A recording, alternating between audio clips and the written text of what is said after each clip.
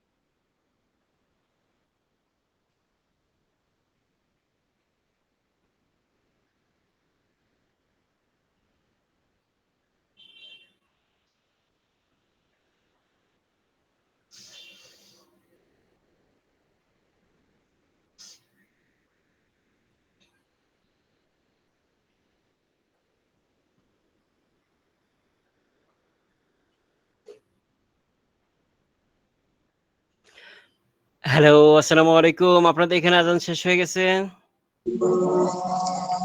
হ্যাঁ স্যার, শেষ হয়ে গেছে এখন আজান। আচ্ছা, ওকে। তাহলে আমরা শুরু করি। আচ্ছা, যেটা আমরা বলতেছিলাম বাবল শট সম্পর্কে। আচ্ছা, যখন আপনাদের একটা জিনিস বলবে যে শর্টিং কৌশলগুলি বর্ণনা করুন। তখন আপনারা কি করবেন? এই আ bubble sort, selection sort, insertion sort just উল্লেখ করে জাস্ট ১ লাইন বা ২ লাইন করে আপনারা এটা উল্লেখ করে দিবেন। ঠিক আছে? তো আমি এই প্রত্যেকটা সিলেকশনে আমি এইখানে সংক্ষিপ্ত আলোচনা করে নিচে আমাদের ডিটেইলস আছে। এই জায়গাটা আমরা ফলো করি। কারণ এখানে আপনাদের ইন্ডিভিজুয়াল কোয়েশ্চেনটা এরকম আছে বাবল শটে কৌশলটা বর্ণনা করুন। তো এখানে কৌশল এবং ধাপগুলি উল্লেখ করা হয়েছে সুন্দরভাবে। এখান থেকে আমরা দেখি। তো এখানে আমরা দেখি যে ১ম বাবল শটটা বলছিলাম প্রতিটি উপাদান তার পাশের উপাদানের সাথে তুলনা করে অদল-বদল করে হয় যদি তার ভুল ক্রমে থাকে একটি পাশে মানে ভুল ক্রমে মানে কি অন্য ক্রমে থাকে মানে যেই ক্রমে আমরা চাচ্ছি সেই ক্রমে না থাকা মানে ভুল থাকা। একটি পাশের সবচেয়ে বড় উপাদানটি বাবলের মতো উপরের দিকে উঠিয়া যায়। বাবলের মতো উপরের দিকে উঠে যায় এবং তালিকার শেষে পৌঁছে যায়। মানে যেটা বড় উপাদান হবে সেটা আস্তে, আস্তে তালিকার লাস্টে চলে যাচ্ছে। সেটা আরকি যেটা আমরা দেখেছিলাম একটু আগে। ধাপগুলো হচ্ছে ১ম উপাদান থেকে শেষ করো, শুরু করো। ১ম উপাদান থেকে শুরু করো এবং প্রতিটি জোড়ার উপাদানে যাচাই করো। যেমন array I is greater than I+1 তাহলে তবে অদল-বদল করো। মানে এইটা হচ্ছে যেটা এখানে উল্লেখ করা হয়েছে, এইটা সরাসরি হচ্ছে অ্যালগরিদমটা উল্লেখ করা হয়েছে এখানে। ধাপগুলি অ্যালগরিদম আকারে সাজানো হইছে। আপনারা যদি বর্ণনায় আসে, আপনারা জাস্ট উপরে ২ টা দিলেই হবে। কৌশল আসবে। আর ধাপগুলি যে মানে এটা হচ্ছে একদম কি বলে অ্যালগরিদম। অ্যালগরিদমের ধাপগুলি যেরকম থাকে এরকম। ১ম উপাদান থেকে শুরু করে জাস্ট ফার্স্ট যে উপাদান আছে সেটা থেকে শুরু করবে। প্রতিটি জোড়ার সাথে যাচাই করে কি হয় array I is greater than array I+1 হয় তবে অদল-বদল করো। যদি এটা না হয় তাহলে অদল-বদল করবে না। এই প্রক্রিয়া n-1 বার চলবে যতক্ষণ না তালিকা সাজানো হয়। যতক্ষণ না তালিকা সাজায় ততক্ষণ পর্যন্ত এটা চলবে। n-1 মানে হচ্ছে একদম শেষ পর্যন্ত। n-1 মানে একদম শেষ পর্যন্ত বোঝানো হয়। তো এখানে কি বলছে অ্যারে I, I মানে হচ্ছে অ্যারের যে সংখ্যাটা থাকে সেই সংখ্যাটাকে বোঝানো হয়েছে। I এখানে একটা ভেরিয়েবল হিসেবে ইউজ করা হয় প্রোগ্রামের ভিতরে।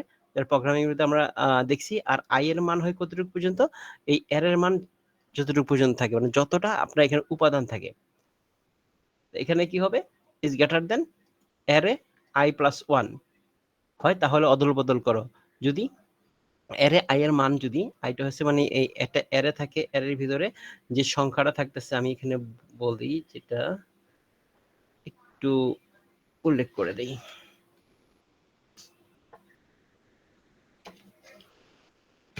ওই সময় আমরা কিছু সংখ্যা দেখেছিলাম। হুম। তাহলে এখানে সে কি করবে? is greater than যে একটা উপাদান নিবে, আরেকটা উপাদান নিবে। এই উপাদানটা এখানে অ্যারের মানে এটা কত আসবে? যদি এটা অ্যারে হয় ১ টা, ২ টা, ৩ টা, ৪ টা, ৫ টা। এখানে ৫ টা থাকবে। এই ৫ টা মানে কি? এখানে কয়টা ইনডেক্সে অ্যারে থাকে কয়টা? 0 থেকে 4 পর্যন্ত। সাধারণত আমরা কি জানি? ইনডেক্সিং যখন করা হয়, অ্যারের ভিতরে যে অ্যারেকে কি হয়? ইনডেক্স আকারে সাজানো হয়। ইনডেক্স কাউন্ট করে কিভাবে?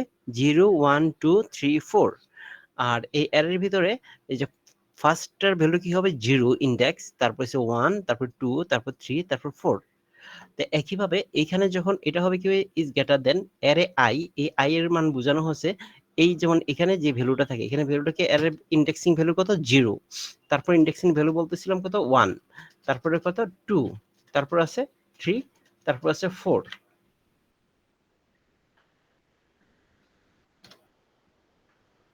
তো এখানে এই যে জিনিসটা আছে এবার দেখেন হ্যাঁ এটা আমি ইনডেক্স বলতেছি। যখন অ্যারেতে সংখ্যা আমি উল্লেখ করে থাকি, তখন সাধারণত এই অ্যারের মাঝখানে i এর মানটা হইছে এই ভ্যালুটার কথা বলা হইছে 0 আর পরেরটা কি হবে? i+1 i+1 কত? এইটা। তাহলে এই ২ টার সাথে কম্পেয়ার করবে। এই ২ টা ভ্যালুর সাথে কম্পেয়ার করবে। অ্যারে i মানে হচ্ছে এই 0 এর সাথে এই যে 5 এর ভ্যালুটাকে উল্লেখ করা হয়েছে। 0 এর ভ্যালু কত? 25 আর 1 এর ভ্যালু কত? 26 এই ২ টার সাথে কম্পেয়ার করবে। যদি এর চেয়ে এর বড় হয়, মানে যে বড় বড় কোনটা হবে, যদি প্রথমে এটা হয় তাহলে কি অদল বদল করবে। যদি এটা বড় হয় এটা ছোট হয় তাহলে মানে 25 থেকে 26 যদি বড় হয় তাহলে অদল বদল করো, মানে 25 এর জায়গায় 26 যাবে, 26 এর জায়গায় 25 আসবে। আর যদি সেটা না হয় তাহলে নরমাল ক্রমে চলে যাবে। এইভাবে এই প্রক্রিয়াকে n-1 বার চলবে যতক্ষণ না তালিকা সাজানো হয়। এটা কতবার চলবে? যতক্ষণ না পর্যন্ত তালিকা সাজানো হচ্ছে ততক্ষণ পর্যন্ত এটা চলবে। আপনারা কি বুঝতে পারছেন? নাহলে আবার বলবো। জি স্যার, বুঝতে পারছি। ওকে, এইবার আমরা আসি ইনসারশন শর্ট। ইনসারশন শর্টটা মানে হচ্ছে কি ইনসারশন শব্দ হচ্ছে ইনসার্ট থেকে। দেখেন ডাটা তালিকার প্রতিটি উপাদানকে ধীরে ধীরে একটি সাজানো উপতালিকায় ঢুকানো হয়, বাম পাশে ধীরে ধীরে সাজানো হয়ে যায়। এইবার দেখেন এটা এই জিনিসটা বলতে কি বুঝাইছে, যেমন দেখেন ইনসার্ট করা মানে কোনো একটা উপতালিকা থাকবে আর একটা তালিকা নেওয়া হবে। যেমন আমার তো একটা তালিকা আছে, এই তালিকাকে আমি সর্টিং করে সাজাবো। কিভাবে সাজাবো? আমার একটা উপতালিকা নিলাম, সাপোজ আমি একটা উপতালিকা নিছি। এই উপতালিকাটার মধ্যে কি করব, আমার এই 25টাকে আমি প্রথমটাকে এখানে প্রবেশ করাবো 25। এখন আমি এরপরে ডাটাটা দেখবো কোথাও 26টা এই 25 এর সাথে কম্পেয়ার করব। এটা ছোট না বড়? যদি বড় হয়ে থাকে, বড় হইছে তাহলে এটা পরে আমি সেট করে দিলাম 26। তারপর আমি কি করলাম 32 পেলাম, 32 পাওয়ার পর আমি কম্পেয়ার করব এই 26 এর সাথে, যে এটা কি 26 এর থেকে বড় না ছোট? বড়। তাহলে এর পরে লাস্টে চলে যাবে 23। তারপর আমি কি করব, পাইলাম কত 14, একটা উপতালিকা আরেকটা করতেছি, সেখানে এটাকে উপতালিকা বলা হয়েছে, আরেকটা তালিকা আমি তৈরি করতেছি। তারপর 14, এই 14টা আমি সিলেক্ট করব, যেটা ইনসার্শন বলা হয়েছে কি ইনসার্ট করতেছি, নতুন একটা তালিকাতে আমি এখান থেকে ডাটা নিয়ে নিয়ে আমি ইনসার্ট করতেছি। এই 14টা ধরলাম, 14টা ধরার পর 23 সবার শেষের সাথে তুলনা করলাম, এটার সাথে কি ছোট, ছোট হলে বাম পাশে চলে আসলাম, বাম পাশে কত 26 এর সাথে তুলনা করলাম, তার চেয়ে ছোট, তার সাথে তুলনা করলাম 25, তাহলে এর চেয়ে ছোট, তাহলে এখানে বসবে। তারপর আমি ডাটা পেলাম 25, এই 25টা আবার এখানে দেখলাম সবার শেষে এটা তুলনা করলাম কত 23, 20 সাথে তুলনা করার পর কি দেখলাম এটা হচ্ছে বড়, সরি 23 এখানে ভুল লিখছি, 23 না তো 32 স্যার, ছিল, ওটা 32 32 হবে। হবে না স্যার? হ্যাঁ হ্যাঁ 32 হবে এখানে, এই জন্যই মিলে নাই। হ্যাঁ 25টা আমি তুলনা করলাম 32 হচ্ছে ছোট, তারপর তুলনা করবো 26, তাহলে বাম পাশে তুলনা করবো 26 হচ্ছে ছোট, তারপর হচ্ছে 25, তাহলে এখানে বসাই দিব একই ভ্যালু, পাশাপাশি বসে গেল।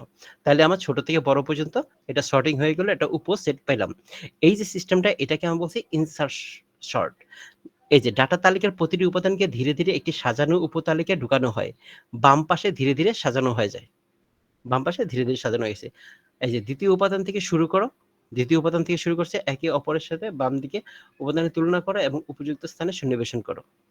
এই তারপর আমরা আসি সিলেকশন শর্ট। সিলেকশন স্যার শর্টটা কি? বলেন। স্যার তার মানে ইনসারশন যে শর্ট, ওটার মানে হচ্ছে স্যার যে একটা ফার্স্ট ব্র্যাকেটের ভিতরে আমরা ছোট ফার্স্ট থেকে ব্র্যাকেটের বড় ভিতরে দিকে না, সাজাবো ক্রমান্বয়ে। ফার্স্ট ব্র্যাকেটের ভিতরে না, ফার্স্ট ব্র্যাকেটের ভিতরে না। আপনি তো এভাবে সাজাবেন না, আপনাদের বোঝানোর জন্য বলছি, উপতালিকা তৈরি করতেছে। এখানে একটা উপতালিকা, আমি জাস্ট এই যেই কথাগুলি এখানে লিখতেছি, মানে ইনসারশন শর্টটা সে কিভাবে ও কাজ আচ্ছা করে আচ্ছা, জি সেটা স্যার। বোঝানোর জন্য আপনাকে উল্লেখ করছি। এইটা একটা উপতালিকা তৈরি করবে, এই তালিকাগুলি দেখা যায় না। এই তালিকাটা অ্যাকচুয়ালি কম্পিউটারে ইন্টারনালি ও কিভাবে আচ্ছা কাজ আচ্ছা, জি করে স্যার। থাকে সেটা এখানে বোঝানো হয়েছে। মানে স্যার এই আমরা শুধু আউটপুটটা দেখতে পাই স্যার। আউটপুটটা দেখতে পাই, জি। সে কিভাবে কাজ করে সেটা আমরা দেখতে পাই না, সেটা ইন্টারনালি ভিতরে হয়ে থাকে। আমরা শুধু লজিকটা বোঝার চেষ্টা করতেছি, লজিক্যালি কিভাবে অ্যাকচুয়ালি কাজটা হইতেছে ভিতরে সেইটা। আমরা শুধু সর্টিংটা দেখতে পারি। আমরা যখন দেখেন সিম্পলি আমি একটা এক্সেল ফাইল ওপেন করি, আমি এখানে লিখলাম কিছু ডাটা,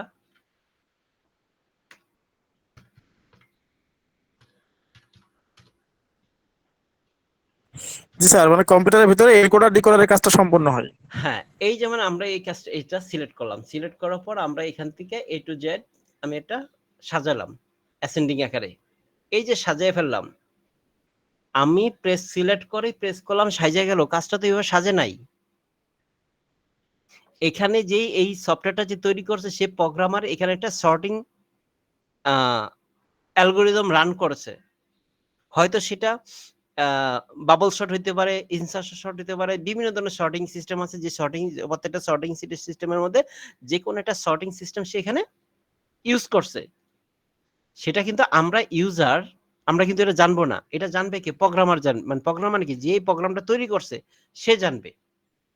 যদি তার প্রোগ্রামের সোর্স কোড যদি আমাদেরকে দিত তাহলে আমরা খুঁজে দেখতে পারতাম যে আসলে কি করা হয়েছে। কিন্তু যেহেতু এখানে সোর্স কোডটা ওপেন না, সোর্স কোডটা বাইন্ডিং করা আছে, এটা দিবে না, সো এইটা কি হবে এটা আমরা দেখতে পারবো না। কিন্তু আমরা শুধু আউটপুট ইউজাররা দেখতেছি যে আউটপুটে কি ঘটনা ঘটতেছে। আমরা অ্যাসেন্ডিং করলাম, অ্যাসেন্ডিং এ গেলে ডিসেন্ডিং করলাম, ডিসেন্ডিং এ গেলে সাজায় দিল। কিন্তু এই সাজানোর জন্য সেই যে কোন ফর্মুলা অ্যাপ্লাই করছে, মানে কোন ধরনের সর্টিং সিস্টেম ইউজ করছে সেটা কিন্তু আমরা জানি না। সে বাবল শট করছে না ইনসার্ট শট করছে না সিলেকশন শট করছে না মার্জ শট করছে না কুইক শট করছে, কোন সর্টিং এর মধ্যে সে কাজটা করছে সেটা আমরা জানি না। হয়তোবা একটা সফটওয়্যার ভিতরে সে বিভিন্ন ধরনের সর্টিং ফর্মুলা অ্যাপ্লাই করতে পারে, কারণ এই সর্টিং ফর্মুলাগুলি কখন কোনটা ইউজ করবে সেটা ডিপেন্ড করে ওইখানে কি পরিমাণ ডাটা আছে সেটার উপরে, এবং ডাটার কমপ্লেক্সিটি কি অনেক কিছুর উপর ডিপেন্ড করে সেটা ওই সর্টিংটা এখানে ইমপ্লিমেন্ট করা হয়। আর এখানে আমি যেটা দেখাচ্ছি সেটা হচ্ছে কি আপনার জাস্ট ইনসার্শন শর্টটা অ্যাকচুয়ালি সে কিভাবে কাজ করে সেটা বোঝানোর জন্য আপনাকে একটা তালিকার কথা বলছে। এটা একটা তালিকা, সেই তালিকাকে একটা উপতালিকা তৈরি করার কথা বলা হয়েছে, যেটা কাজটা করার জন্য সে উপতালিকা করে। সেই উপতালিকা আলাদা তালিকা যে সেটা বোঝানোর জন্য ফার্স্ট ব্র্যাকেট দিয়ে আপনাদেরকে বুঝাইছি। ক্লিয়ার? জি স্যার, ক্লিয়ার, ওকে, ধন্যবাদ। Thank you. এবার আমরা আসি সিলেকশন শর্ট। সিলেকশন শর্ট মানে কি সিলেকশনের সময়ের মধ্যে সিলেক্ট করা, প্রতিটি ধাপে তালিকা থেকে সর্বনিম্ন উপাদান নির্বাচন খুঁজে করা। তার সঠিক স্থানে বসানো। মানে কি করতেছে তাহলে সহজেই বোঝা যাচ্ছে এখানে কি এখানে সবচেয়ে ছোট সর্বনিম্ন উপাদান, মানে সবচেয়ে ছোট উপাদানটা সে সিলেক্ট করে প্রথম ইন্ডেক্স থেকে শুরু করে, একদম ফার্স্ট ইন্ডেক্স থেকে। দেখেন ইনসার্শন সর্টের ভিতরে কিন্তু দ্বিতীয় উপাদান থেকে শুরু করে, কারণ কি প্রথম উপাদানটা নিয়ে কিন্তু বসিয়ে দিল, তারপরে উপাদান থেকে সে কম্পেয়ার করতে করতে করতে করতে কাজটা সম্পূর্ণ করে থাকে। আর সিলেকশনে কিছু প্রথম উপাদান থেকে শুরু করে প্রথম উপাদানটা সে নিয়ে সে সবার সাথে তুলনা করে যে সবচেয়ে ছোট কিনা, সর্বনিম্ন সবচেয়ে প্রথম। দেখেন প্রথম ইন্ডেক্স থেকে শুরু করা হয়, ফার্স্ট ইন্ডেক্স থেকে শুরু করার পর সর্বনিম্ন উপাদানটা খুঁজে বের করে, সবচেয়ে ছোট উপাদান যেটা আছে সেটাই খুঁজে বের করে। আর এই কাজটা করে কিভাবে, একটা উপাদান নিয়ে প্রত্যেকের সাথে কম্পেয়ার করে দেখা কম্পেয়ার করে সেটাকে সবার শুরুতে নিয়ে আসে, আবার পরবর্তী পজিশনে যায়, যে আবার পরবর্তী পজিশনতে এক এক করে কাজ করে আবার শুরুতে নিয়ে আসে। এই জিনিসটা কিভাবে করে সেটা একটু আপনাদের এখানে দেখাই। এই তালিকাটা থেকে আমি দেখাই। দেখেন এখানে হচ্ছে কি করে, প্রথম একটা উপাদান নাই, প্রথম যে উপাদানটা আছে এটা নিল, যেমন 25টা নিয়ে কি করলো, 26 সাথে কম্পেয়ার করলো, হ্যাঁ এটা ছোট, তারপরের সাথে কম্পেয়ার করলো 25 ছোট পাইলো, তারপরের সাথে কম্পেয়ার করলো 14টা ছোট পাইলো, 25টা বড় পাইলো, তখন সে কি করলো 40টা হাতে নিয়ে ফেললো আর 25টা রেখে দিল। তাহলে কি এখন সে কি ভ্যালু, যেটাকে বলি আমি বলতেছি কি ভ্যালু, আমি প্রথম থেকে যে শুরু করলাম, আমি ফার্স্ট কি বলে ইন্ডেক্স থেকে বা ফার্স্ট ইন্ডেক্স থেকে শুরু করলাম, ফার্স্ট ইন্ডেক্স এখানে কি পাইছি 25, এই 25টা আমি কি করলাম কি ভ্যালু হিসেবে আমি কাউন্ট করলাম। এখানে আমি জাস্ট এই জায়গায় আপনার এটা বোঝানোর জন্য এই পাশেটা লিস্ট আকারে করি সে কিভাবে সাজে। 25 আমার এখন কি ভ্যালু কত 25, এই 25 নিয়ে সেকেন্ডটার সাথে কম্পেয়ার করলাম, কম্পেয়ার করলাম 25 ছোট আছে, তারপর সাথে কম্পেয়ার করলাম 25 ছোট, তারপরের সাথে কম্পেয়ার করলাম, আচ্ছা এখানে আমি আলাদা একটা ভ্যালু ধরি তাহলে সুবিধা হয়, 27 দিই, তারপর সাথে কম্পেয়ার করলাম 40, তখন দেখলাম কি 25 এর চেয়ে ছোট পেয়ে গেছি, পাওয়া যাওয়ার সাথে সাথে কি করবো 25টা সরাই দিয়া 40 আমি এখানে লিখে ফেললাম, মানে কি ভ্যালু হিসেবে ধরলাম। তারপরের সাথে কম্পেয়ার করলাম, কম্পেয়ার করে দেখলাম না এই 40 ছোট, তখন এই ছোটটাকে আমি কি করব সবাই শুরুতে নিয়ে আসবো, এখান থেকে এটা সরাই ফেলবো। এবার আমি কি করলাম ফার্স্ট পার্ট আমার কমপ্লিট, এবার সেকেন্ডটাতে আবার ধরলাম, সেকেন্ডটা ধরার পরে সেকেন্ডটা এখন কি ভ্যালু আমার কত 25 আমার কি ভ্যালু আছে এটাতে সার্চ করলাম 26 এর সাথে 25 ছোট, তারপরটার সাথে করলাম 25 ছোট, তারপরটা করলাম 25 ছোট, তাহলে 25 বসাই দিলাম। এবার আসলাম 26 এখন আমার কি ভ্যালু, and 26 এর সাথে কম্পেয়ার করলাম, 32 এর সাথে 26 সরো, 27 এর সাথে 26 এখানে বসাই দিলাম, তারপর আমার কি ভ্যালু কত হবে 32। ঠিক এইভাবে ধীরে ধীরে সম্পূর্ণটা যখন সম্পূর্ণ হবে, সম্পূর্ণ হলে আমি একটা ছক পেয়ে যাব। এই সিস্টেমটা হচ্ছে সিলেকশন, প্রতিটি ধাপ তালিকা থেকে সর্বনিম্ন উপাদানটি খুঁজে বের করে সঠিক স্থানে বসানো। প্রথম ইন্ডেক্স থেকে শুরু করা হয়, সর্বনিম্ন উপাদান খুঁজে বের করা হয়, সবচেয়ে ছোট উপাদানটা বের করা হয়, প্রথম উপাদানের সাথে অদল বদল করা হয়, প্রথম উপাদানের সাথে অদল করা হয়, এবং পরবর্তী পজিশনের জন্য একই কাজ করা হয়। এবং প্রতিটা ধাপে কি করছি আমরা, একই কাজ করছি, একই কাজ করে আমাদের এখানে তালিকাটা সম্পূর্ণ সর্টিং করে ফেলছি। এটাকে আমরা কি বলতেছি, সিলেকশন শর্ট। এইবার আসি আমরা মার্জ শর্ট।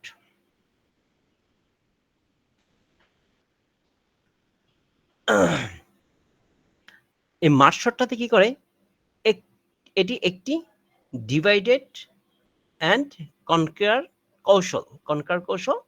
তালিকাকে বারবার দুই ভাগ করা হয় এবং পরে একত্রে করে সাজানো হয়।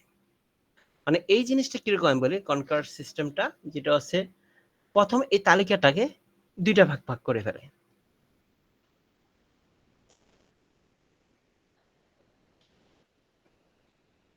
যেমন মনে করেন এখানে কি আছে, কয়টা সংখ্যা আছে, একটা, দুইটা, তিনটা, চারটা, পাঁচটা সংখ্যা আছে।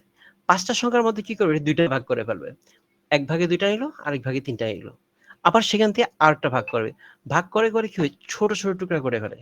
করার পরে ওইখান থেকে ছোট ছোট যেটা আছে, দেখেন আমি কৌশলটা এখানে দেখি তাহলে বুঝতে পারবেন। তালিকাকে দুইটি ভাগে ভাগ করে যতক্ষণ না এক এক উপাদানে নেমে আসে।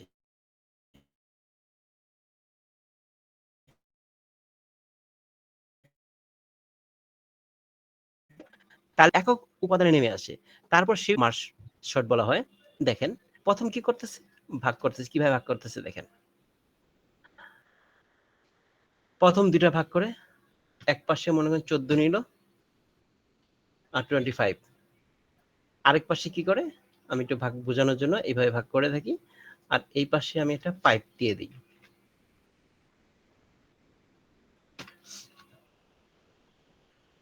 এই পাশে রাখলাম 26, 32, 27।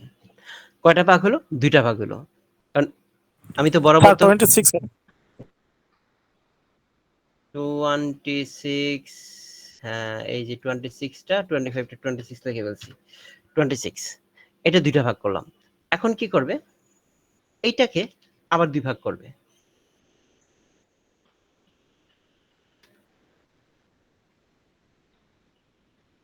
ওয়ান ফোর একটা ভাগ, 25 একটা ভাগ, আলাদা আলাদা ভাগ হয়ে গেল। এখানে কি করলো, এটাকে আবার দুইটা ভাগ করলো। দুইটা ভাগ করলে কি হবে, 26, 32, 26, 27। আচ্ছা দেখেন একে একে সব ভাগ হয়ে গেল না, আলাদা আলাদা সব কিন্তু একটা একটা করে হয়ে গেল। এখন দেখেন সে কি কাজটা করতেছে, আমার জন্য একেবারে ভাগ করে ফেললাম, তখন কিন্তু আলাদা আলাদা পেয়ে গেলাম। এখানে এই দুইটা সংখ্যার ভিতরে একটা গ্রুপ পেলাম, এই একটা গ্রুপ হলো। তারপর ভাগ করার পরে এইখানে ভিতরে যখন এটাকে ভাগ করে ফেললাম, প্রথম আমি এই সংখ্যাটা পাবো, তারপর আবার এই সংখ্যার সাথে একটা সংখ্যা পাবো। ঠিক এইভাবে আমার ভাগ হয়ে যায়, ভাগগুলি হয়ে যায় আলাদা আলাদা। ভাগ হয়ে যাওয়ার পরে তখন যখন এরকম ভাগগুলি হয়ে যাওয়ার পরে এই দুইটা সংখ্যার সাথে এক একটা ভাগ হয়ে গেল গা, এই দুইটার সাথে কম্পেয়ার করে এই দুইটার থেকে একটা সাজায়, মানে আলাদা করে আরেকটা বক্স নিয়ে থাকে। এখন এর সাথে এগুলি কম্পেয়ার করে কি করে, সবচেয়ে ছোটটা। তাহলে এখানে দেখেন আপনারা জিনিসটা আবার এখান থেকে বুঝে বলি, তালিকা দুইটি ভাগে ভাগ করে যতক্ষণ না পর্যন্ত একক উপাদানে নেমে আসে। মানে কি, দুইটা করে ভাগ করতে একটা করে ফেলছে, একটা করে ফেলছে, এই যে আলাদা আলাদা করে ফেলছে। এটা আমি সরিয়ে দিই, এখানে লাস্ট যে অবস্থানটা সেটাকে নিয়ে আসি। লাস্টের সংখ্যাটা কিরকম হয়ে গেছে, কয়টা ভাগে, একসাথে 26 হয়ে গেছে, আর 14, 25, 32, 27 সব আলাদা আলাদা টুকরো হয়ে গেছে। আলাদা ভাগ হওয়ার পর তখন সে কি করে এগুলিতে খুঁজে খুঁজে যে সবচেয়ে ছোট যে সংখ্যাটা আছে ছোটটা সামনে নিয়ে আসে, এভাবে সর্টিংটা করা হয়। কারণ যখন একটা সংখ্যা থাকে তখন একটার সাথে তখন আরেকটা কম্পেয়ার করতে পারে। যেমন প্রথম যে সর্টিং করে নিলাম আমি, সর্টিং করার পর সেটা এককটা হইলো, একক হওয়ার পর এই দুইটা সংখ্যার মধ্যে হইলো। আচ্ছা, জিনিসটা একটু কমপ্লেক্স হয়ে গেছে মনে হচ্ছে, একটু সহজ করার চেষ্টা করি। যখন আমি দুইটা ভাগ করলাম কি হলো, 14, 25, 26, 32, 27, মানে এটা হচ্ছে আমার এখানে কি দুইটা তালিকা আসলো এখানে। দেখেন ওইটা আলাদা কালার করে দেই, এই একটা কালার।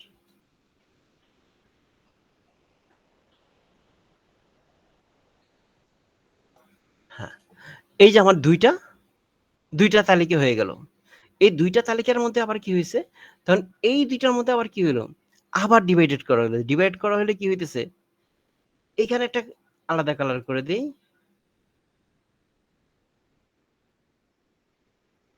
সবুজ, এটা করে দিলাম ইয়েলো। আমি শুধু এই পার্টটার কথা চিন্তা করতেছি। দেখেন এখানে আমি কি পাইতেছি, আবার দুইটা ভাগ হয়ে গেছে। তাহলে এইভাবে ভাগ হইতে হইতে যখন আলাদা পাইলাম, তখন আমার এই তিনটা আছে, এই দুইটার মধ্যে আমি কি করব, তখন লাস্ট দুইটা যখন একক ভাবে হলো, এই এককের সাথে এই এককের কম্পেয়ার করে ছোটকে সেটা আমি বাইর করতে পারতেছি। আবার এই তিনটার ভিতরে আবার একইভাবে ভেঙে ভেঙে যখন একক হবে, তখন এদের ভিতরে আমি কম্পেয়ার করে আমি তখন এই সর্টিং টেবিলটা তৈরি করতে পারতেছি। তখন ছোট থেকে বড় আমাকে সাজাতে পারতেছি। তাহলে কি করতেছে এখানে দেখেন, প্রতিটি তালিকা দুইটা ভাগে ভাগ করে যতক্ষণ না পর্যন্ত একক উপাদানে নেমে আসে। মানে কি, প্রথম দুইটা ভাগ করলাম, তারপরে যে আরো সংখ্যা থাকে ওইটাকে আবার ভাগ করলাম, আবার ওইটাতে ভাগ করলাম, এবং ভাগ করতে করতে যখন একক উপাদানে চলে আসে, একটা একটা করে চলে আসে, তখন কি করে ওইগুলিকে সবটিকে একত্র করে সাজানোকে মার্জ করা হয়। মানে সাজানো ভাবে মার্জ করে। যখন আবার সবগুলি একসাথ করে তখন কি করে, এগুলি সবগুলিতে টুকরা টুকরা করে ফেললাম। একইভাবে তখন আমি এটা আলাদা পাবো, প্রত্যেকটাকে আলাদা পাবো, আবার এখানে আলাদা পাবো।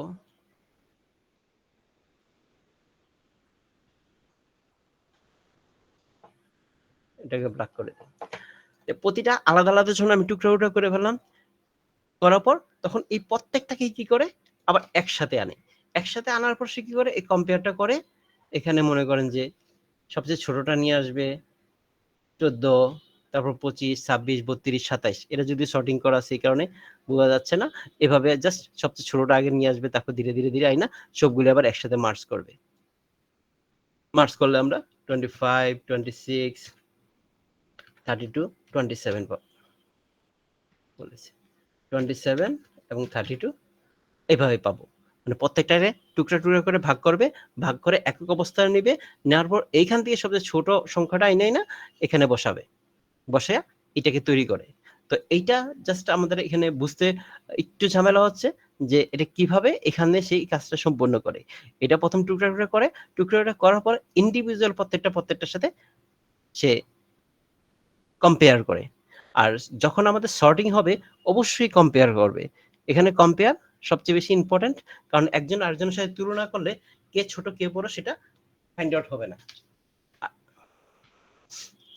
তারপর আমরা আসি কুইক সর্ট। কুইক সর্টের ক্ষেত্রে যেটা হচ্ছে পিভট অ্যাপ্লাই করা হয়। আর পিভট মানে কি, কেন্দ্রীয় উপাদান বেছে নেয়া। পিভট করার পর কি করে, পিভটে বেছে নেয় তার চেয়ে ছোট উপাদান এক পাশে ও বড় উপাদান আরেক পাশে।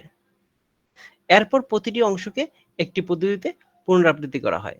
মানে কি করা হয়, এখান থেকে একটা কি পয়েন্ট বলতে পারেন, অথবা একটা কেন্দ্রীয় উপাদান বলতে পারেন, সে একটা এরকম একটা উপাদান বেছে নেয়।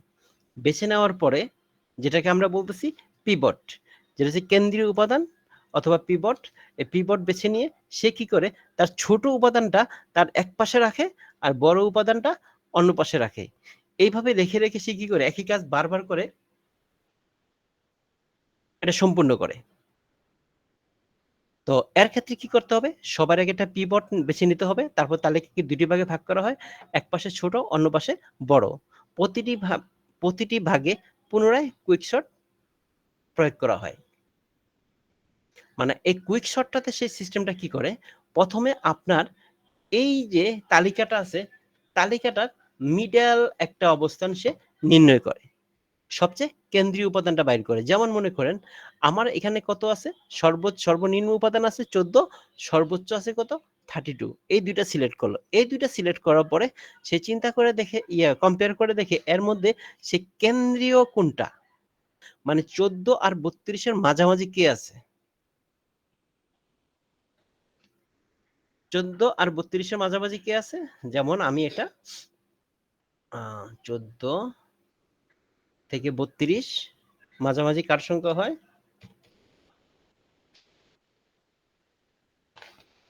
আমরা একটা ক্যালকুলেটর ইউজ করি নরমালি।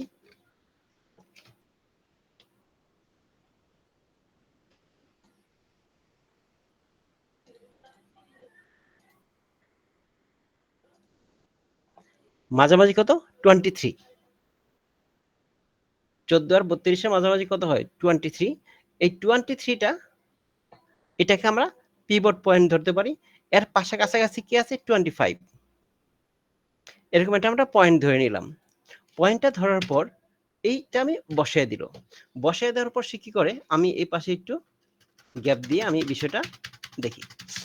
এখন এই 25 এর সাথে কম্পেয়ার করবে, কাকে কম্পেয়ার করবে, এইটি হচ্ছে আমার পিভট, কেন্দ্রীয় ভ্যালু।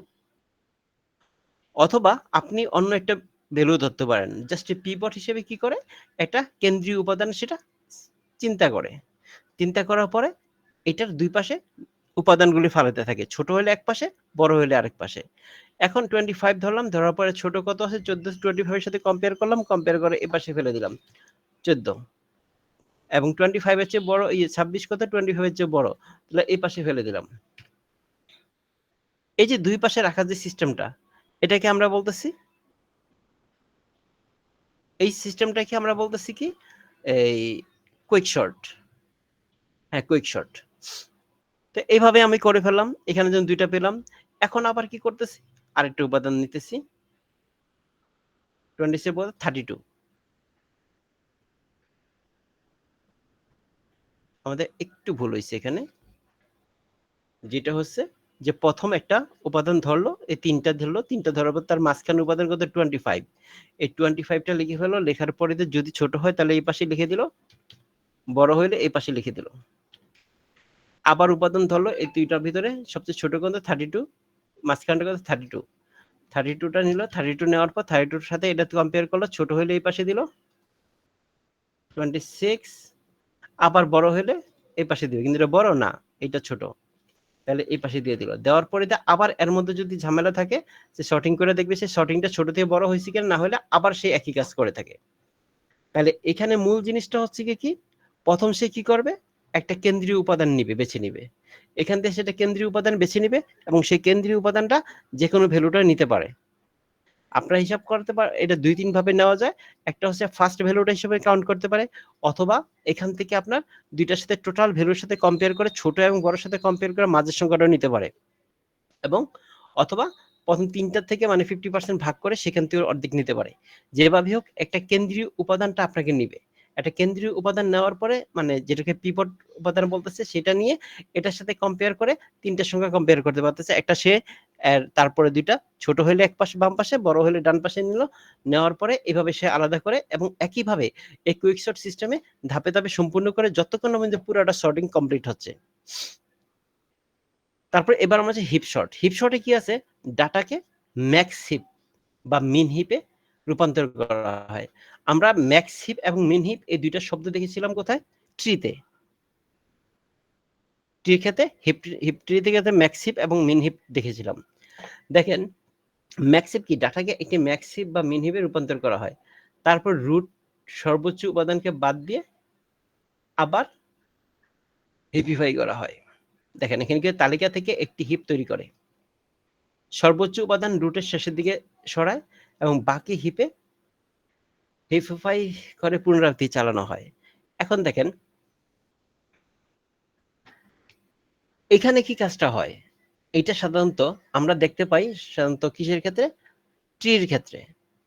ট্রিতে যখন আমাদের সর্টিং করার প্রয়োজন হয়, ট্রি যখন সর্টিং করা হয়, আমরা কোন ডাটা স্ট্রাকচারে ডাটা কিন্তু ডাটা স্ট্রাকচারের ক্ষেত্রে যখন সর্টিং করা হয়, ট্রির মধ্যে যখন সর্টিং করা হয়, তখন কি করা হয়?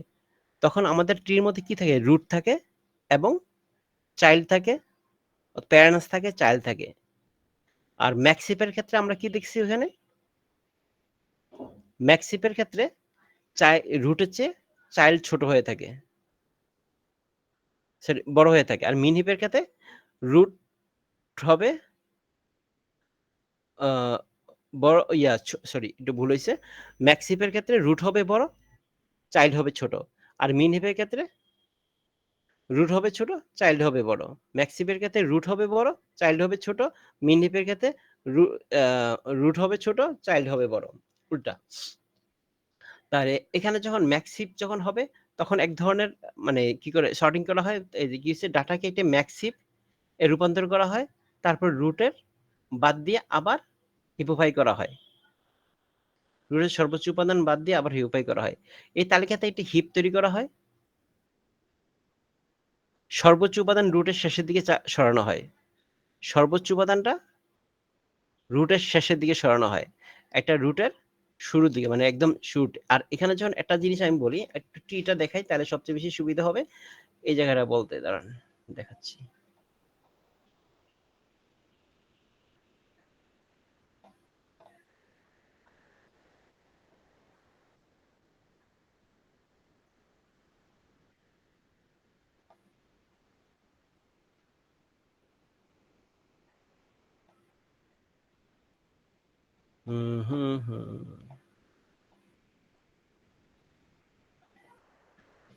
পিতার মান সন্তানের চেয়ে বড় থাকে, পিতার মান সন্তানের চেয়ে।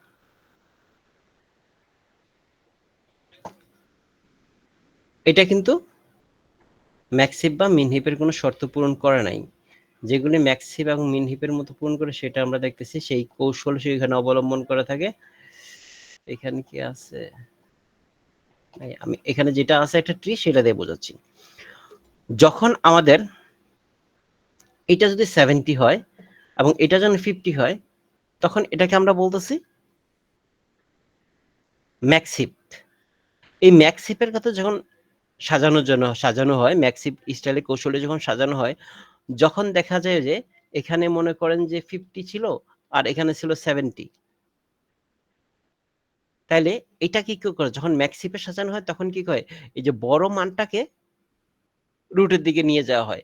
আর এখানে কি শুধুমাত্র ট্রিটা শেষ হয়ে যায়? না, ট্রি কিন্তু আরো বড় হয়, ট্রিটা আরো অনেক বেশি হইতে পারে। যেমন আমি একটা ট্রি দেখতেছি এখানে, এই জায়গাটার ক্ষেত্রে যেমন মনে করেন যে এখানটা রুট আছে, এখানে চাইল্ড আছে, এখানে চাইল্ড আছে, এখানে চাইল্ড আছে। যখন দেখা যাবে যে এই জায়গার চাইল্ডটাকে এখানে নিয়ে গেল, বড়টা এখানে নিয়ে গেল, ছোটগুলো এখানে রাখলো, তারপর এখান থেকে বড়টাকে উপরে পাঠিয়ে দিল। এই যে ধাপে ধাপে ধাপে ধাপে রুটের দিকে আমি কি করতেছি? বড় সংখ্যাটাকে ধাবিত করতেছি। এখানে রুট কোনটা? রুট হচ্ছে এ, আর প্যারেন্টস হচ্ছে বি, কিন্তু এ এর চাইল্ড, ডি এর প্যারেন্টস। আমরা ট্রির খাতায় কি দেখছি? সবার শেষে যেটা থাকে রুট। তাহলে বড় সংখ্যাটা ধীরে ধীরে রুটের দিকে ধাবিত করা হয়, ধীরে ধীরে উপরের দিকে পাঠিয়ে দেওয়া হয়। এই যে সর্টিং সিস্টেমটা, এটাকে আমরা বলতেছি ম্যাক্সিপ সিস্টেমে সর্টিং। আবার যদি দেখা যায় যে যে বড় সংখ্যাটা চাইল্ডের দিকে ধাবিত করা হয়, তখন এটা কি মিন হিপ সিস্টেমে সর্টিং। তাহলে এই যে কাজগুলি করা হয়, এই যে প্রসিডিউরটা, এটাকে বলা হয় হিপোফাই।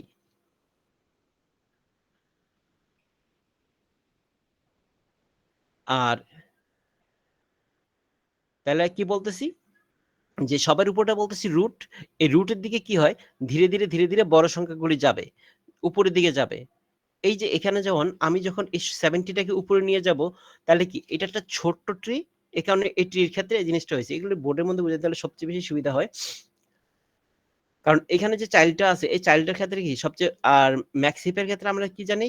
যে রুটের মান বড় থাকবে, চাইল্ডের চেয়ে রুটের মান বড় থাকবে ম্যাক্সিপ।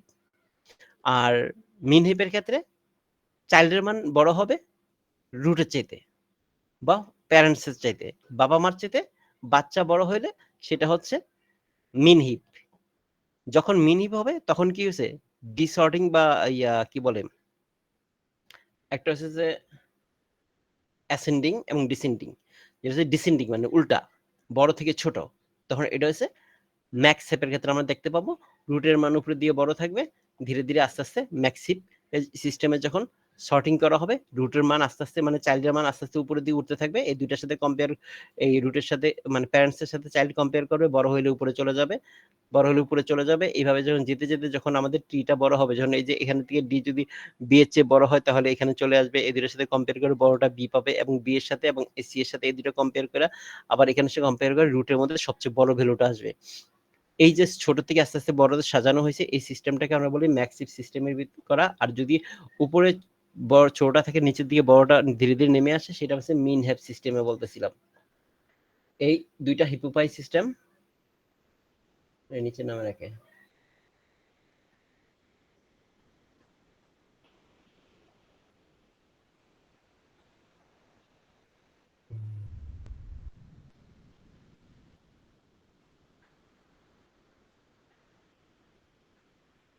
এটা হচ্ছে কি হিপশট বলতেছিলাম। আর হিপশটে কি দুই ধরনের থাকতেছে, ম্যাক্সিভ এবং মিনহ্যাপ সিস্টেমে থাকতেছে। এদেরকে এই তালিকা দেখেন সর্বোচ্চ থেকে এই যে তালিকা থেকে একটি হিপকে তৈরি করা হয় এবং সর্বোচ্চ উপাদান রুটের শেষের দিকে সরানো হয়, সর্বোচ্চতা রুটের শেষের দিকে সরানো হয়, রুটের একদম টপের দিকে সরানো হয়। বাকি হিপ একই হিপিপাই পুনরাবৃত্তি চলে, মানে একইভাবে প্রত্যেকটা কাজ করে থাকে বললেই সেটাকে আমরা বলতেছিলাম হিপ সর্টিং। এখন দেখেন এটা তুলনামূলক মানে কি, এটা ইম্পর্টেন্ট না, জাস্ট আপনি দেখতে পারবেন যেটা কিসের জন্য কখন ইউজ করা হয়। বাবল শট সহজ এবং তুলনা ভিত্তিক, সহজ এবং তুলনা ভিত্তিক, কিন্তু এটা খুব ধীর গতিতে সম্পন্ন হয়ে থাকে। আর এখানে কি সময় একটু বেশি লাগে, এই সময়টা বেশি লাগে কি এন ও এন আর অস্ট কেজেসে ও এন স্কোয়ার। আর মানে এটা হচ্ছে কি এন হচ্ছে যে আমাদের কি আমাদের এলিমেন্ট সংখ্যা, এন দিয়ে বোঝায় সবসময় আমাদের কতটা সংখ্যার মধ্যে আমি কম্প্যারিজনটা করতেছি, মানে তুলন এই শর্টিংটা করতেছি সেটা ইনসার্শন শর্ট। ছোট ডাটায় কার্যকরী, ছোট ডাটার ক্ষেত্রে এটা খুবই কার্যকরী, কিন্তু বড় ডাটার ক্ষেত্রে এটা স্থির, তবে এটা গতি মাঝারি লেভেলের। সিলেকশন শর্ট, সিলেকশন শর্ট স্থিতিশীল নয়। এটা অ্যাকচুয়ালি সিলেকশন শর্টটা এটা খুবই ধীর এবং এটা অ্যাকচুয়ালি খুবই কম লেভেলে কাজ করা হয়। এটা ক্ষেত্রে মনে করুন অস্কেজ খুবই বেশি, 0 এন স্কোয়ার, এটা এন স্কোয়ার, অতিরিক্ত মেমোরির দরকার নাই, অতিরিক্ত মেমোরির দরকার হয় না। আর মার্জ শর্টের ক্ষেত্রে সাধারণত কি ডিভাইড এবং কনকার্ড সিস্টেম, কারণ ডিভাইডেড করে করে কাজ করে, তো এক্ষেত্রে অনেক জায়গা প্রয়োজন হয়, এই ক্ষেত্রে আমাদের এক্সট্রা মেমোরির প্রয়োজন হয়ে থাকে। আর এটা কিন্তু খুব দ্রুত কাজ করে মার্জ শটের ক্ষেত্রে। আর কুইক শটের ক্ষেত্রে কি হয়েছে, কুইক শটে খুব দ্রুত কাজ করে, কারণ কি কুইক শটটা কি করতেছে প্রতিটা সংখ্যাকে ভাঙিয়ে আলাদা করে রাখতেছে, রাখে তারপরে এটা নিয়ে কাজ করে একটা একটা করে, যেটা ছোট আছে এটা আগে বসায় দেয়, এভাবে ঠিক কাজটা করে থাকে। এই জন্য কুইক শটটা খুব দ্রুত কাজ করে, কিন্তু এটা একটু বেশি নেয়, জায়গা একটু বেশি নেয়। মার্চ শট সবচেয়ে বেশি জায়গা বেশি নেয়, কিন্তু এটা খুবই দ্রুত। আর যেটা হচ্ছে হিপ শট, হিপ শটের ক্ষেত্রে কি হয়েছে, এটা দ্রুত, কারণ এটা যদি ট্রির ক্ষেত্রে খুব ভালো কাজ করে, ট্রি যখন আমরা শর্টিং করি তখন এটা বেশি ভালো কাজ করে। কিন্তু বাবল শটটা হচ্ছে গিয়ে একটু তুলনা কিন্তু খুব সহজ, এটা শর্টিং সিস্টেমটা খুব সহজ। যখন ছোট ছোট ডাটা হয় ইনসার্শন এবং বাবল শট তখন এই দুইটা কাজ করে ইউজ করা হয়। আর বড় বড় ডাটার ক্ষেত্রে সাধারণত দেখা যায় আপনার কুইক শটটা বেশি ইউজ করতে দেখা যায়। তাহলে আমরা শর্টগুলি কি কি শর্ট দেখলাম এখানে, বাবল শর্ট,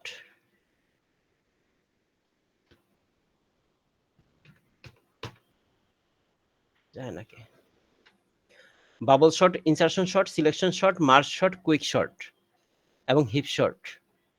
আর এখন আমরা দেখি যে বিভিন্ন শর্টিং এর অ্যালগরিদম গুলা। আর আমরা এতক্ষণ যেই জিনিসগুলি আলোচনা করেছি এটা মূলত অ্যালগরিদমই আলোচনা করা হয়েছে। আর এখানে যে অ্যালগরিদমটা উল্লেখ করা হয়েছে এগুলি সাধারণত কি করা হয়েছে, একটা সুডোকোডের আকারে অ্যালগরিদমটা উল্লেখ করা হয়েছে।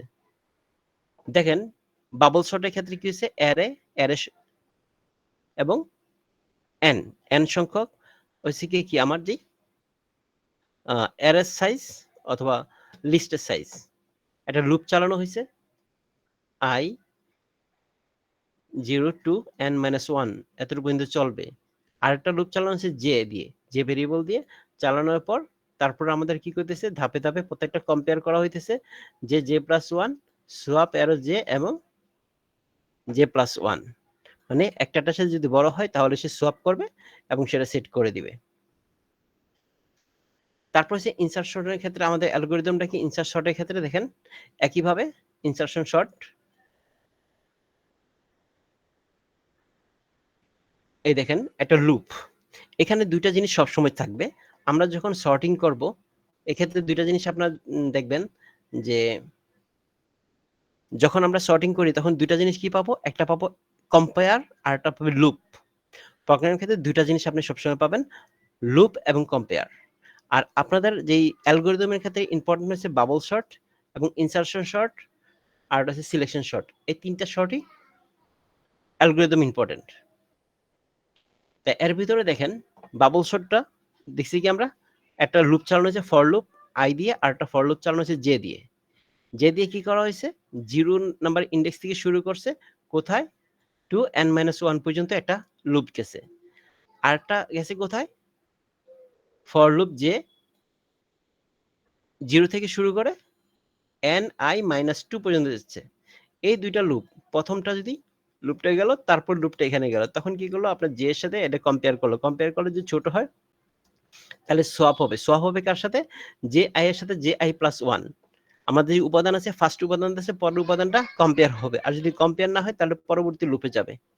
এভাবে যে আস্তে আস্তে আমাদের অ্যালগরিদমটা শেষ হয়ে যাবে। আর ইনসার্শনের ক্ষেত্রে অ্যালগরিদমটা কি হইতেছে দেখেন, প্রথম একটা ফর লুপ চালানো হলো কি থেকে 1 থেকে, কারণ ইনসার্শন শর্টে আমরা জানি কি সেকেন্ড প্রথমটা তো নিয়ে বসায় দেয়, সেকেন্ড এলিমেন্ট থেকে কাজ শুরু করে, 1 নাম্বার এলিমেন্ট থেকে শুরু করে n পর্যন্ত গেল, n-1 পর্যন্ত গেল মানে একদম শেষ পর্যন্ত গেল। আর যে কি ভ্যালুটা কি বলছে, কি ভ্যালুটা সাথে কম্পেয়ার করে, কি ভ্যালু আই, এর আইটা হচ্ছে কি ভ্যালু হিসেবে ধরা হইতেছে। কারণ যে i-1 হোয়াইল, এই যে এখানে হোয়াইল লুপ ইউজ করে, এখানটা ফর লুপ ইউজ করেছে, একবার হোয়াইল লুপ ইউজ করে এখানে কি করেছে এটা কম্পেয়ার করা হয়েছে, যে এর সাথে ভ্যালুটা কম্পেয়ার করে, তারপরে আবার j-1, তারপরে যে এর ভ্যালুটা এদূর পর্যন্ত যাবে, তারপরে এর মান এক একে বসায় দিতেছে। এটা হচ্ছে আপনার কিসের ক্ষেত্রে, ইনসার্শনের ক্ষেত্রে। তারপর আমরা আসি সিলেকশন শর্ট। সিলেকশন আমরা যেই কথাগুলি প্রথম বর্ণনা করা হয়েছে, এই যে কৌশলগুলা, এই যে ধাপগুলা, এই ধাপগুলো যদি আপনি যদি কোনোভাবে যদি উল্লেখ করে দেন, এই ধাপগুলো কিন্তু অনেকটা অ্যালগরিদমের কথাই বলা হয়েছে। এখানে জাস্ট আপনার প্রোগ্রামিং আকারে অনেকটা সুডোকোডের এখানে উল্লেখ করা হয়েছে অ্যালগরিদমটা সুডোকোড আকারে। আর এখানে বর্ণনা করা হয়েছে, ব্যাখ্যা দেওয়া হয়েছে আপনার ধাপগুলি আকার ধাপে ধাপে। আর অ্যালগরিদম আপনি যে ধাপ ধাপে যদি উল্লেখ করে দেন, এতটুকু লেখলো অ্যালগরিদমে আপনি মোটামুটি মার্ক পেয়ে যাবেন, এটা উল্লেখ করলেও। আর এটাই উল্লেখ করলে সবচেয়ে ভালো বেস্ট। তো সবগুলাতেই কি ফর লুপ ব্যবহার করা হয়, হোয়াইল বা ডু হোয়াইল কি ব্যবহার করা হয়? আপনি এইটা না, এটা তো আপনার মনে করেন আমি সুডো কোড ইউজ করেছি সাংকেতিক চিহ্ন মধ্যে, এইভাবে কিন্তু প্রোগ্রামিং লেখা হয় না। এখানে ফর লুপ দিবসে লুপ বোঝানো হয়েছে, আপনি ফর লুপ ইউজ করতে পারেন, ডু হোয়াইল লুপ ইউজ করতে পারেন, হোয়াইল লুপ ইউজ করতে পারেন, আপনি যে লুপ ইউজ করেন, আপনি প্রোগ্রামিং যখন করবেন আপনি যেভাবে খুশি ইউজ করতে পারেন। জি স্যার। জি আর স্যার, তিনটা লুপের যে কোনো একটা লুপ ইউজ করলেই হবে। যে কোনো লুপ ইউজ করলে, যেমন এখানে হোয়াইল লুপ দিয়ে দেখানো হয়েছে, এটা জাস্ট এখানে কি হয়েছে অ্যালগরিদমটা দেখানো হয়েছে।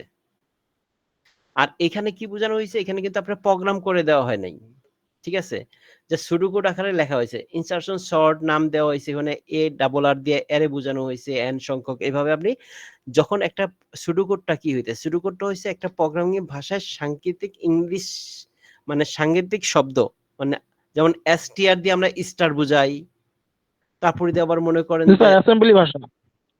অ্যাসেম্বলি ভাষা না, অ্যাসেম্বলি ভাষা না, অ্যাসেম্বলি ভাষাটা আলাদা, এটা সাংকেতিক ভাষা।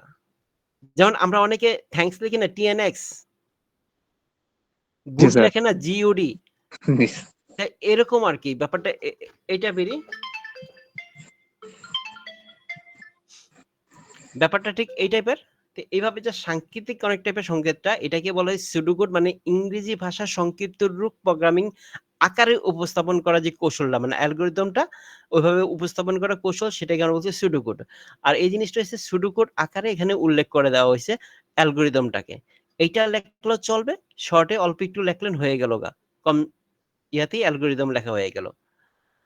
আর এতক্ষণ যেটা বর্ণনা করে দিচ্ছি আপনাদেরকে, প্রতিটা সিলেকশন শর্ট, প্রতিটা শর্ট কিভাবে কাজ করে, ওই জিনিসটাই এখানে প্রোগ্রামে ইয়ার আকারের, মানে সুডোকোড আকারে উল্লেখ করা হয়েছে, আর কিছু না।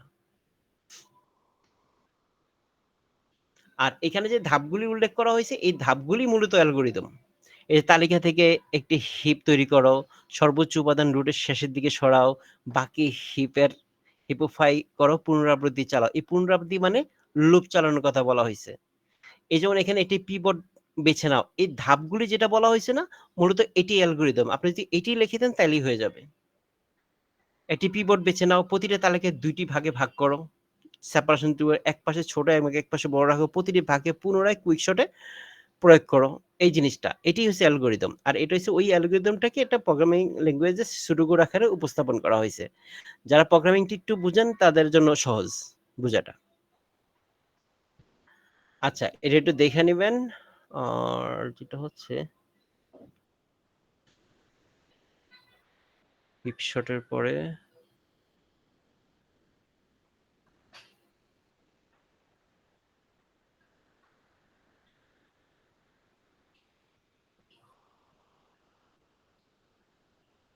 বিভিন্ন বাছাই অ্যালগরিদম জটিলতা তুলনা করা, মানে এটা হচ্ছে কি যে বিভিন্ন ধরনের যে অ্যালগরিদম গুলি আছে এই অ্যালগরিদমের ক্ষেত্রে আপনার যেই জটিলতা বা প্রবলেম গুলা তুলনা করার কথা বলা হয়েছে। যে আমরা যখন বিভিন্ন ধরনের সর্টিং অ্যালগরিদমের ক্ষেত্রে যে ইয়াটা কি, জটিলতাগুলি কি, জটিলতার মধ্যে পার্থক্যটা কি। যেমন বাবল শটের ক্ষেত্রে আমরা কি করি, বেস্ট কেস মানে হচ্ছে 0n। এই n মানে হচ্ছে এই n সংখ্যকটা সাধারণত আমাদের দেখছি যে প্রবলেমগুলো আমরা মানে টাইমিং অথবা অর্স কেস মানে কঠিন জিনিসগুলা সাধারণত এভাবে উল্লেখ করা হয়ে থাকে। এটা হচ্ছে প্রথমটা হচ্ছে ও জিরো না, মূলত ও n দিয়ে বোঝানো হয় কতটা সংখ্যা আছে। আর এভারেজ কেস এটা হচ্ছে বেস্ট কেসের ক্ষেত্রে ও n, আর ও এন স্কোয়ার হচ্ছে এভারেজ কেজের ক্ষেত্রে, অর্স কেজের ক্ষেত্রে ও এন স্কোয়ার। তাহলে এই এভারেজ কেজ আর অর্স কেজ প্রায় একই।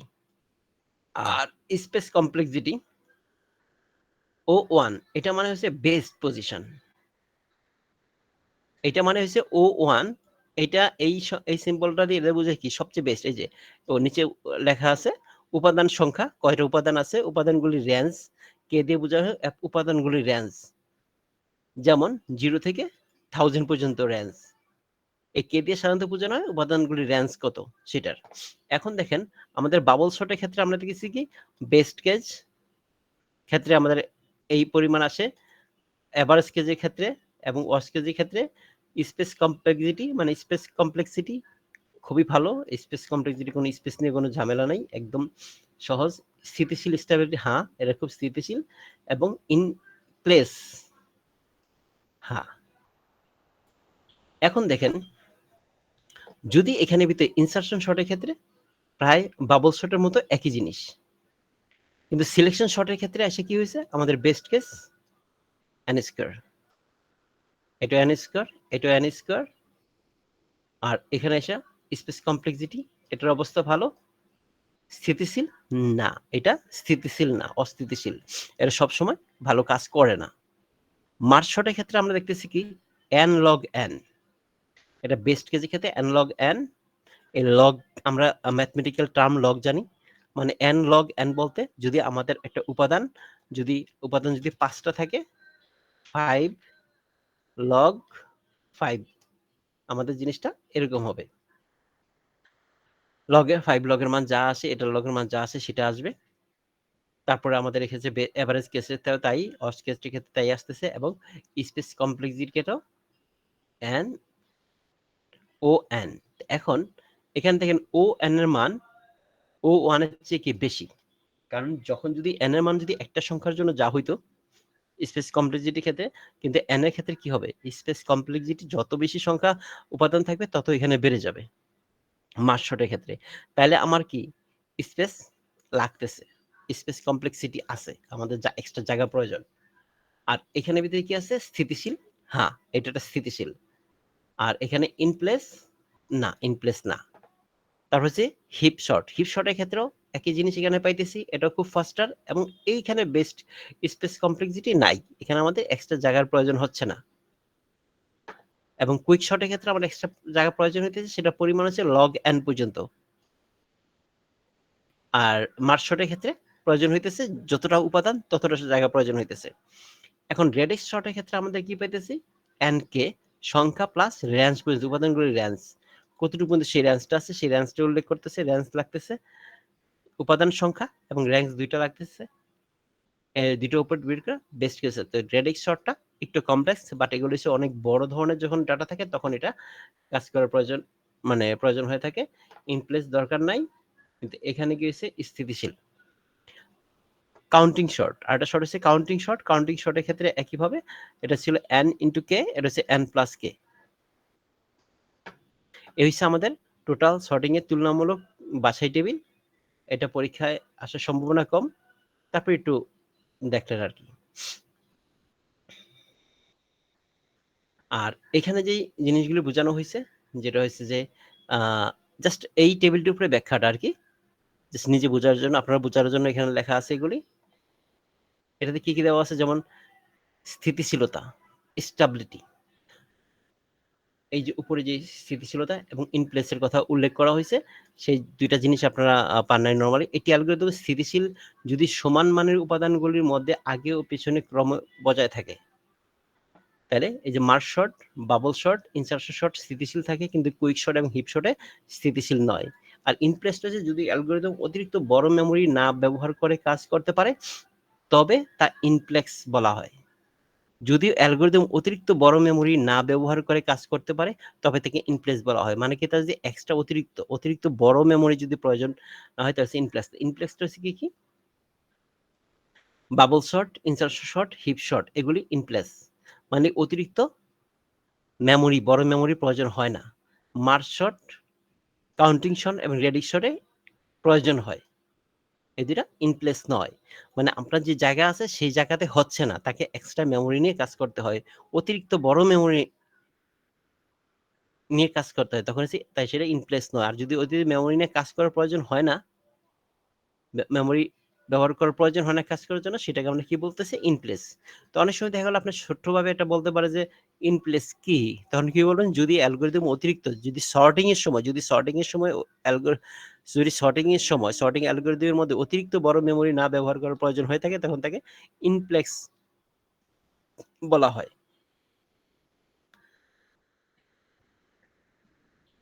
এখানে আমাদের মূলত এই ইনপ্লেস কি এতটুকুই একটু ইম্পর্টেন্ট। তাহলে সর্টিং এর ক্ষেত্রে আমরা কি দেখতেছি, সর্টিং সফটওয়্যারের ভিতরে এই আপনার সবচেয়ে বেশি ইম্পর্টেন্ট হয়েছে তিনটা, বাবল শর্ট, ইনসার্শন শর্ট এবং সিলেকশন শর্ট। আর মার্জ শর্টটা পর্যন্ত চারটা। কুইক শর্টও তো একটু কমন ইম্পর্টেন্ট মনে হয়, একটু দেখে নেবেন কাকে বলে, কি আসে বিষয়, আর কৌশলগুলো কি। এবং বেশি ইম্পর্টেন্ট হচ্ছে আপনার এই 9 নাম্বার, এইটা খুবই ইম্পর্টেন্ট, এটা খুবই ইম্পর্টেন্ট।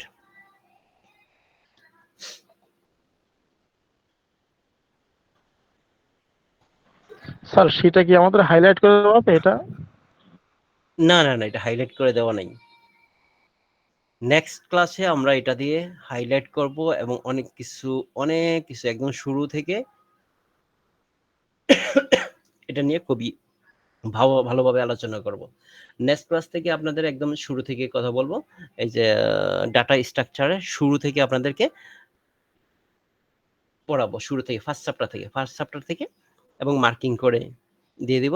আর আপনারা কম্পিউটার ফান্ডামেন্টাল যেটা আছে ওইটা মার্কিং করা আছে, এবং আরো কিছু কোশ্চেন এবং উত্তর দুইটা সহ সাজিয়ে কিছু দিব, যেটা মার্কিং করা আছে ওইটা আপনি একটু পড়েন। স্যার একটু কথা বলি, সেটা হচ্ছে যে আপনি যে বলছেন যে কম্পিউটার ফান্ডামেন্টাল, যেটা স্যার মানে আজকে আমি 3টা শিটে হচ্ছে মানে প্রিন্ট আউট করে বের করে নিয়ে আসছি। তো স্যার এখন যেহেতু বললেন যে ওখানে, আমি অবশ্য ব্ল্যাক এন্ড হোয়াইট করে নিয়ে আসছি, মানে কালার করি নাই, তাহলে পরে আমি এখান থেকে মানে হাইলাইটার দিয়ে মানে কলম দিয়ে দাগাইতে পারবো, তাই না স্যার? হ্যাঁ, আপনারা যেটা প্রিন্ট আউট দিবেন, প্রিন্ট আউট তো আগেই দিয়ে দিবেন, বুঝছেন? প্রিন্ট আউট করলে তো আগে করবেন। কি জন্য বলতেছি আগে করার কথা, কারণ হচ্ছে কি আমি যখন কালার করে দিব, তখন তো প্রিন্ট দিলে ওই জায়গাটা ঝাপসা দেখা যাবে। আপনারা তো কালার প্রিন্ট করবেন না, আপনারা তো সাদা কালো প্রিন্ট করবেন। কালার প্রিন্ট করতে তো অনেক টাকা খরচ হয়ে যাবে। জি স্যার, ব্ল্যাক এন্ড হোয়াইট করে নিয়ে আসছি আজকে স্যার। তো ওখানে তো মানে জাস্ট আপনি হাইলাইট করবেন, কোনো এডিট বা কোনো অ্যাড তো করবেন না। অ্যাড করবেন কি স্যার? আবার কোনো কোশ্চেন কি অ্যাড করবেন? আমি ওই শীটটা যা আছে তাই থাকবে। আচ্ছা আচ্ছা আচ্ছা আর ঠিক আছে আমি স্যার যদি তাহলে। আপনাদেরকে কিছু দেই আলাদা শিট করে মানে আলাদা করে এর সাথে কিছু কোশ্চেন দিতে পারি মানে ইম্পর্টেন্ট কিছু যদি আমি এখান থেকে পাই মানে মূলত ওইখানে যা আছে তা থাকবেই ওইখান থেকে মানে বাহির করে গুছিয়ে দেওয়া আর কি আর কিছু না কিছু কিছু ওইখানে আছে কিন্তু একটা জিনিস আছে না যে গুছিয়ে দেওয়া যে একটা কোশ্চেন আসতেছে একটু ঘুরে পেঁচে লেখা আছে একই কথা জাস্ট অন্য ভাষায় অন্যভাবে লেখা আছে এরকম কিছু কোশ্চেন তৈরি জি করে স্যার বুঝতে কিছু পারছি। কোশ্চেনের উত্তরটা দিব আর কিছু না স্যার যে কোশ্চেনের উত্তরটা দিবেন সেটা তো নতুন পিডিএফ আকারে দিবেন স্যার, নতুন বা নতুন নতুন কোনো নতুন ফাইল? শিটে নতুন ফাইলে দিব নতুন ফাইলে দিব নতুন ফাইলে দিব স্যার 8 এবং 9 নম্বর চ্যাপ্টারটা মেবি ড্রাইভে দেওয়া হয় নাই স্যার। কোনটার স্যার এটা ডাটা স্ট্রাকচারের। আমি তো 9 পড়াইনি এখন আজকে না এটা নিয়ে কথা বললাম জি স্যার। এটা আমি তো যেটা দিছি ওগুলি যেটি ক্লাস হয়েছে ওইগুলি দিছি যেগুলি কহেনি এটা দেই নেই এবং যেটা দেওয়া আছে এটা গুছিয়ে দেওয়া আছে যেমন এটার মধ্যে যখন কিছু যেমন পড়ানোর সময় অনেক সময় এলোমেলো হয় দাগ হয় এটা হচ্ছে এমএস ওয়ার্ডের ফাইল আর যেটা দেওয়া হয় এটা পিডিএফ আকারে দেওয়া হয় আর যখন শেষ হয়ে যাবে পুরো পিডিএফটা একটা পিডিএফ বানিয়ে দিব সবগুলি বাদ দিয়ে আমাদের এখানে ভিতরে যেটা আছে ভার্টেক্স মানে গ্রাফিক্যালের ক্ষেত্রে কি আমরা গ্রাফিক স্ট্রাকচারের ক্ষেত্রে আমরা দুইটা জিনিস দেখি একটা গ্রাফের ক্ষেত্রে আমরা কি কি দেখে দেখি আমরা দেখছি আমরা কি ছোটবেলায় গ্রাফে অঙ্কন করছি না গ্রাফ গ্রাফ পেপারগুলি দেখছি জি স্যার। গ্রাফ পেপারের জি মধ্যে স্যার। বিভিন্ন হ্যাঁ অঙ্কন করেছি এই গ্রাফের ভিতরে আমরা কি কি দেখতে পাই আমরা মেইনলি দুইটা জিনিস দেখি একটা থাকে কি থাকে এই ডট থাকে একটা ভার্টিক্যাল একটা আছে না না হরিজন্টাল থাকে। ভার্টিক্যাল আর হরিজন্টাল তো থাকবেই আপনি কোন দিকে মুভ করতেছেন সেটা বোঝার জন্য একটা এক্স অক্ষ থাকে একটা ওয়াই অক্ষ থাকে থাকে না জি স্যার। তারপর আমরা কি করি কতগুলি ডট দিই পয়েন্ট দিই কতগুলি ডট দিই না আচ্ছা আমি গ্রাফটা একটু জি দেখাই স্যার।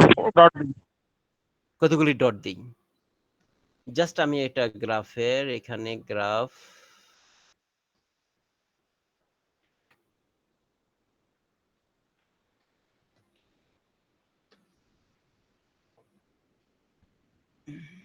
এই যে দেখেন আমরা ঠিক গ্রাফটা এরকম দেখি তাই না এটা এক্স অক্ষ থাকতেছে এটা ওয়াই অক্ষ থাকতেছে অথবা এটা ভার্টিক্যাল এটা হরিজন্টাল থাকে ঠিক আছে ভার্টিক্যাল আছে লম্বা লম্বি হরিজন্টাল তে শুয়ে আছে তারপরে থাকে আমাদের এই যে জি কিরকম স্যার। বিন্দু বিন্দু থাকে তারপর এই আমরা কি করি এখান শুরু থেকে শুরু করে প্রতিটা বিন্দুতে বিন্দু আমরা লাইন টেনে দিই তাই না তো এইখানে ভিতরে দেখেন আপনারা জি স্যার।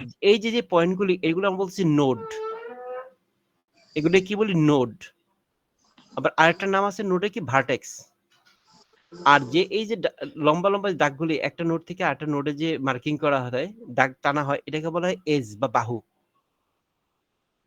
আর এগুলো আমরা কি অক্ষ এক্স অক্ষ এবং ওয়াই অক্ষ বলতেছি তো এখানে দেখেন জিনিসটা কি গ্রাফের ডাটা স্ট্রাকচার বা গ্রাফের হল নোড বা ভার্টেক্স এবং এজ দ্বারা গঠিত একটি নন লিনিয়ার ডাটা স্ট্রাকচার দেখেন তাহলে এই যে আমি কথা বলতে বলছি বা দিয়ে বিভিন্ন ধরনের শব্দ ইউজ করা হয়েছে একদম সহজ হয়েছে গ্রাফ হলো নোড বা ভার্টেক্স এবং এজ যেমন এই কথা আমি যদি সুন্দরভাবে সাজিয়ে লিখি তাহলে কি হবে গ্রাফ হলো নোড বা ভার্টেক্স এবং এজ দ্বারা গঠিত একটি নন লিনিয়ার ডাটা স্ট্রাকচার আরো যদি নরমালি বলা হয় গ্রাফ হলো নোড এবং এজ দ্বারা গঠিত একটি non linear data structure linear কোনটা নন লিনিয়ার কোনটা লিনিয়ার হচ্ছে কি যেটা কিনা আমরা পূর্বে বুঝতে পারি যে এটা কোন দিকে যাচ্ছে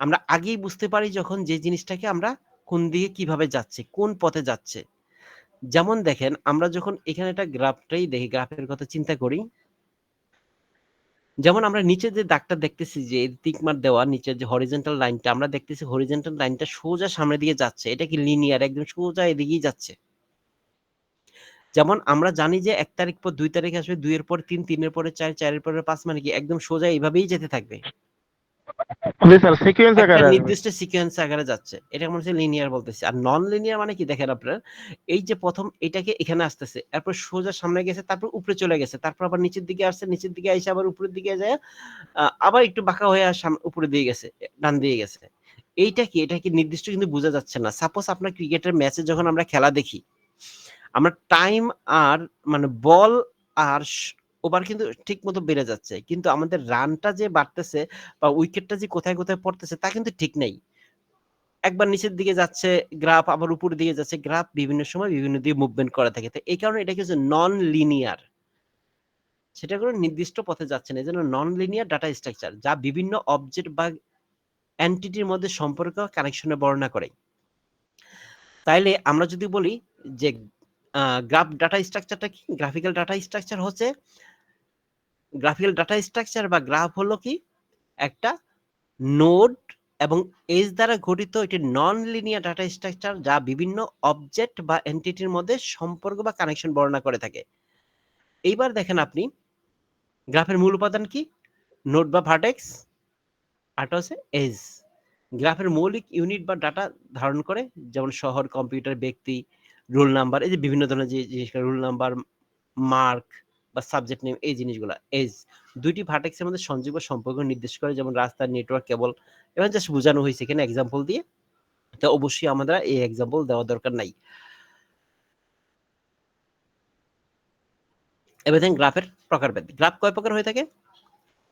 ইউনি direct graphic, bi direction graphic, তারপর ওয়াইটেড গ্রাফিক, সাইক্লিক গ্রাফিক বা ও অ্যাসাইক্লিক গ্রাফ, সাইক্লিক বা অ্যাসাইক্লিক। এখন দেখেন নির্দিষ্ট গ্রাফিক বা আনডিরেক্ট গ্রাফ যেটাকে বলি, এই যে কোনো নির্দিষ্ট দিক নাই, যেমন ফেসবুক ফ্রেন্ডশিপ, মানে আপনার যে বাহুটা আছে তার নির্দিষ্ট কোনো দিক নাই। ফেসবুক ফ্রেন্ডশিপটা কিরকম হয়ে থাকে, যেমন আপনার সাথে আপনার ফেসবুকের যে বন্ধুত্ব আছে, আপনি তার সাথে কমিউনিকেশন করতে পারেন, সেও আপনার দিকে তার কমিউনিকেশন বয়স, করতে পারে। না না না, এরকম না জি, আবার ব্যাপারটা, বয়সের প্রেক্ষাপটে অনেক হতে পারে। না না, ব্যাপারটা এরকম বোঝায় না হয়ে যান।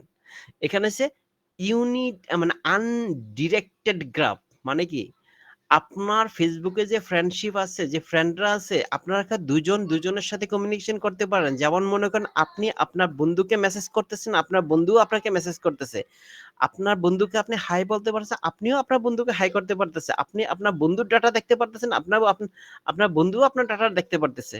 দুইজন দুইজনের প্রায়োরিটি সমান। কখনো এ বি এর দিকে মুভ করতেছে, মনে করেন এ আপনি আপনার ফ্রেন্ড বি, তখন আপনি আপনার বন্ধুর দিকে ইন্ডিকেট করতে পারছেন, আপনার বউ আপনার দিকে, বন্ধু আপনার দিকে ইন্ডিকেট করতে পারতেছে। কিন্তু যদি আপনি ফলোয়ার হন কারো,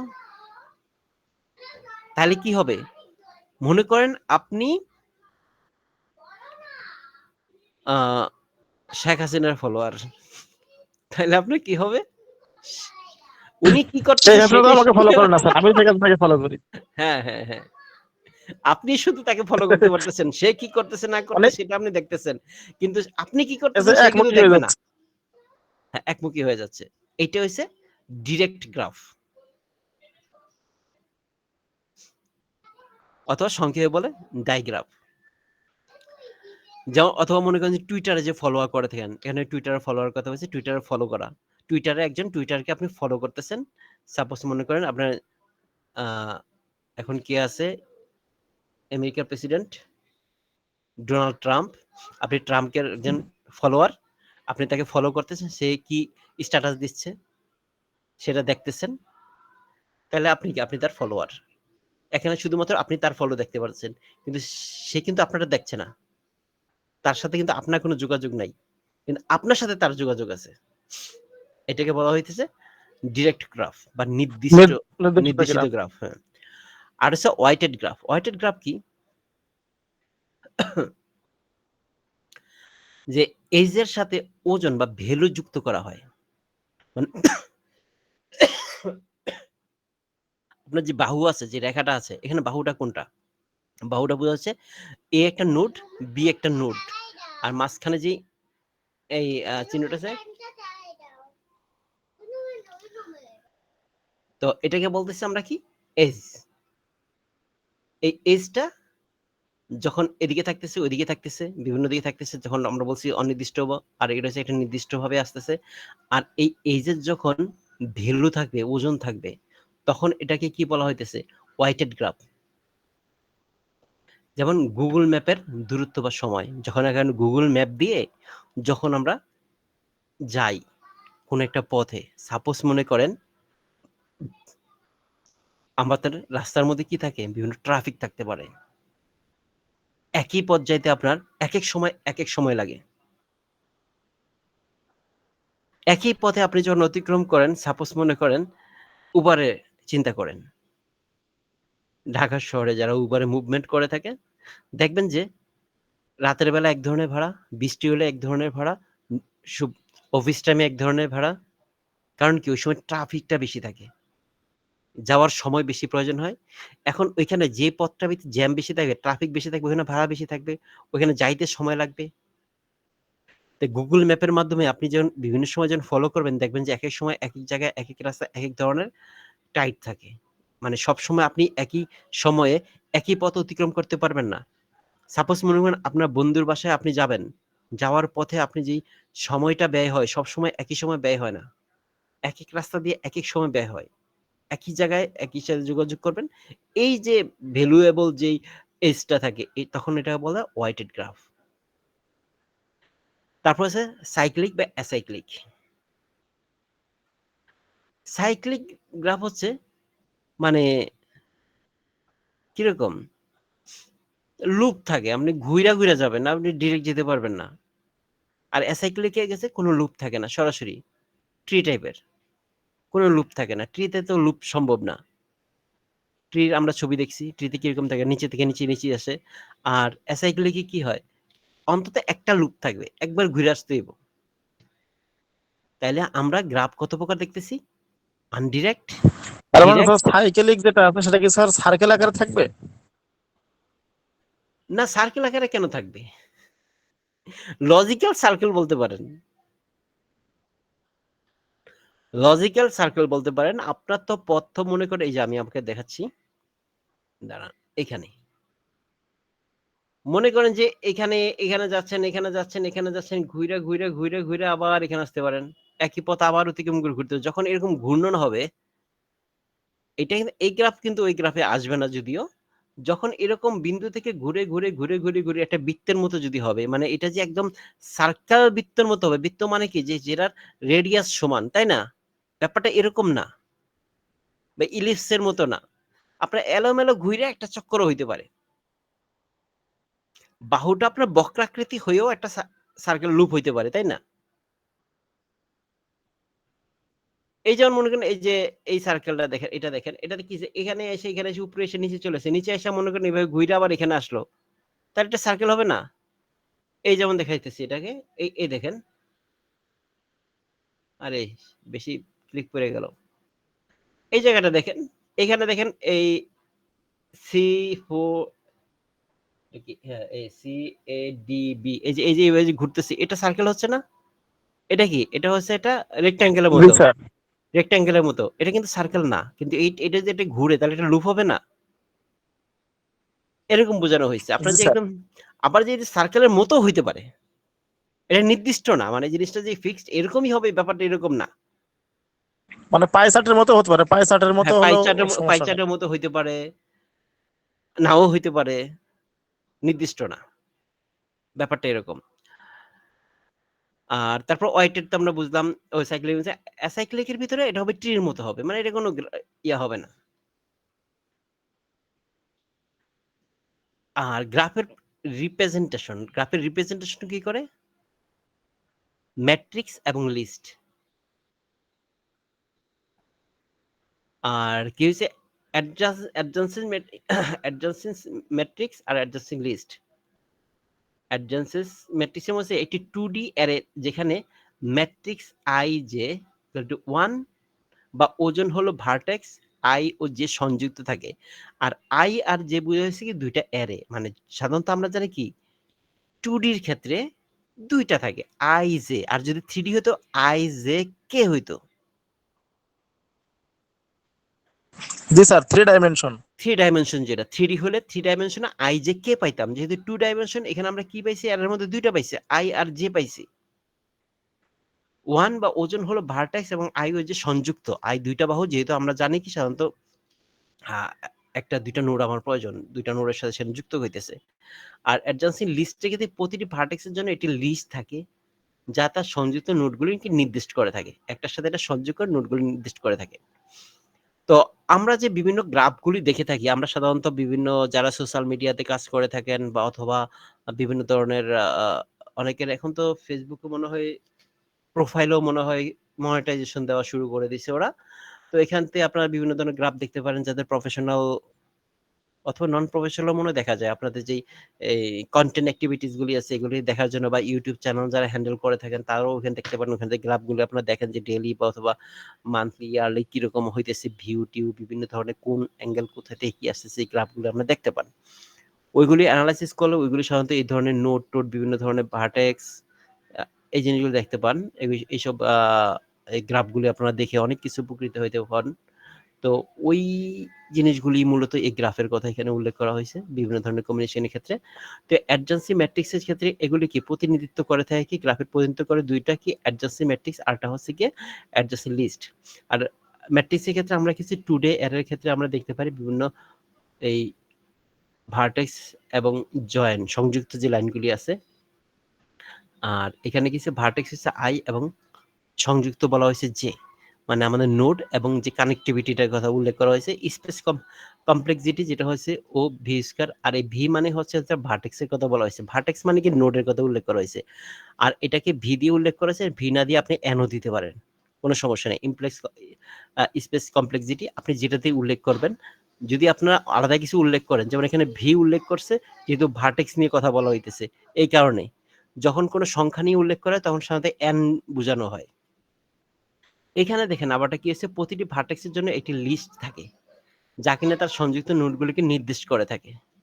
আর এখানে কি হয়েছে, স্পেস কমপ্লেক্সিটি ও ভি প্লাস ই, আর ই মানে হচ্ছে এজ এর কথা উল্লেখ করা হয়েছে। যখন এজ লিখতে ই প্রয়োজন হয়, ইজি এজ, এই কারণে এখানে ই উল্লেখ করা হয়েছে।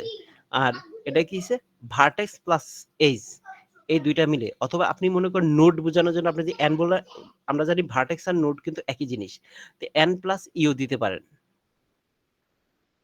আর গ্রাফের ব্যবহার সাধারণত কিসের মধ্যে হয়ে থাকে, Facebook, LinkedIn, Google map, web পেজের ক্ষেত্রে, কম্পিউটার নেটওয়ার্কের ক্ষেত্রে, আবার রিকমেন্ডেশন সিস্টেমের ক্ষেত্রে।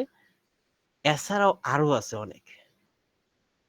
এগুলো হচ্ছে নর্মাল আমরা কি যেগুলো আমরা মানে খুব সাধারণ লোক দৈনন্দিন ইউজ করে থাকি।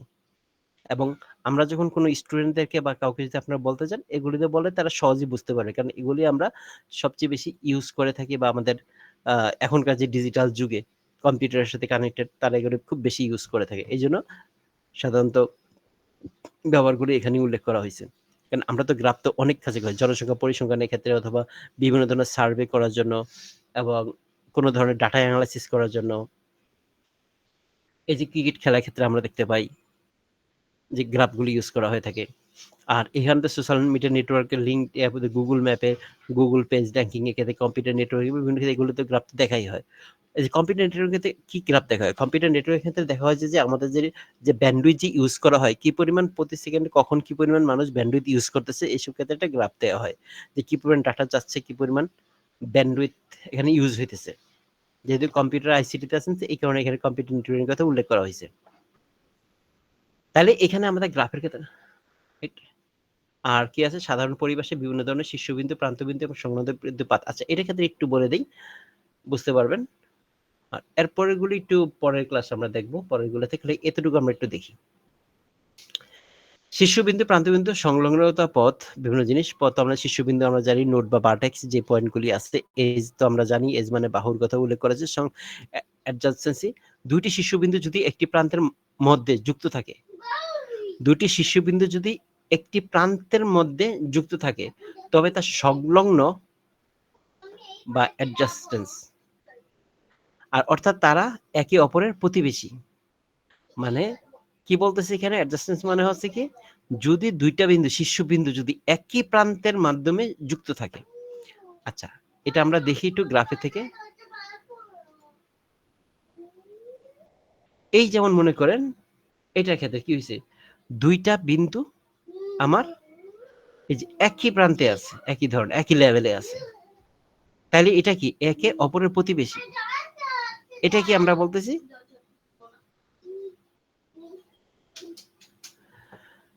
অ্যাডজাসেন্স, যেমন এ এবং বি একে অপরের সংলগ্ন, কাছাকাছি আছে। আচ্ছা, তারপর হচ্ছে পাথ। পাথকে একটি শিশুবিন্দু থেকে আরেকটি শিশুবিন্দুতে যাওয়ার জন্য যে প্রান্ত অতিক্রম করতে হয় সেটি ধারাবাহিকভাবে পাথ বলা হয়। যেমন মনে করেন আমরা এখানে পাথটা কি বলতেছি, সাপোজ মনে করি এটা মান এ, এটা মান বি, এটা সি, এটা ডি, এটা ই, এটা এফ। এখন মনে করেন এই এ থেকে শুরু করে এফ পর্যন্ত যাওয়ার জন্য যে পাথটা উল্লেখ করা হয়েছে এটাকে আমরা বলতেছি কি পাথ। এই টোটাল পথটাকে বলতেছি পাথ। আর একটা প্রান্ত থেকে আরেকটাতে যাওয়ার জন্য যে পথ এটাকে আমরা কি বলছি এজ। আর প্রতিটা পয়েন্টটাকে কি বলতেছি আমরা নোড। আর এই যে পরস্পর আরেকজনে কি প্রতিবেশী, এ বি এর প্রতিবেশী। একটা নোড থেকে একটা নোডের পাশাপাশি যে নোডে থাকতেছে সেটা আমাদের প্রতিবেশী বা অ্যাডজাসেন্স। তো এখন দেখেন তাহলে আমরা এখানে কি কি পাই, আর তো থাকার কথা না। হ্যাঁ ঠিক আছে, এখন দেখেন এই শীর্ষবিন্দু বা নোড, যেটা বলছে নোড বলতেছি বা ভার্টেক্স বা নোড বলতেছি, গ্রাফের প্রতিটি বিন্দু বা পয়েন্টকে শীর্ষবিন্দু বলা হয়। আর প্রান্ত বলছে দুইটি শীর্ষবিন্দুর মধ্যে সংযোগস্থল, মানে দুইটা নোড থেকে একটা নোড থেকে আরেকটা নোডের যে সংযোগস্থল সেটাকে আমরা বলতেছি এজ। তারপরে একজন আরেকজনের পাশাপাশি দুইটা বিন্দু যে পাশাপাশি থাকতেছে সেইটাকে আমরা কি বলতেছি প্রতিবেশী বা অ্যাডজাসেন্স। আরেকটা জিনিস আমরা কি বলছি পাথ, যেটা কি এক প্রান্ত থেকে আরেক প্রান্ত পর্যন্ত নোডের এক প্রান্ত থেকে আরেকটা প্রান্ত পর্যন্ত যে পথটা থাকতেছে সেটাকে আমরা বলতেছি পাথ। যে পথটা আছে সেটাকে আমরা পথ বা পাথ বলতেছি। যেমন এ বি সি ডি এই প্রত্যেকটা মিললে এখানে আমাদের একটা গ্রাফ তৈরি হয়েছে। এই গ্রাফের ক্ষেত্রে কি এ বি সি ডি এগুলো হচ্ছে একটা নোড, আর এ বি এর সাথে বি সি এর সাথে ডি এর সাথে যেই সংযুক্ত করা হয়েছে এটাকে বলছে এজ। আর এ বি এর প্রতিবেশী, বি সি এর প্রতিবেশী, সি ডি এর প্রতিবেশী থাকতেছে। আরেকটা জিনিস হচ্ছে কি আর এই শুরু থেকে শেষ পর্যন্ত যে পথ নির্দেশনা করা হয়েছে সেটা আমরা বলছি পাথ। আর এখানে পথের দৈর্ঘ্য কত, 1 2 তিনটা এজ ইউজ করা হয়েছে, তাহলে এখানে পথের দৈর্ঘ্য কত 3। আশা করি এতটুকু বুঝতে পারছেন, এগুলো খুব একটু সহজ আছে। একটু জিনিসটা দেখবেন, আমি টোটাল শীটটা দিয়ে দিচ্ছি আপনাদেরকে, এই আজকে দিয়ে দিব, একটু গুছাই দেবো নিচে। তারপর আমরা পরবর্তী ক্লাসে আমরা এটার ক্ষেত্রে কি করব, এই গ্রাফের অল্প একটু টাচ আছে, একটু কথা বলে জাস্ট দুইটা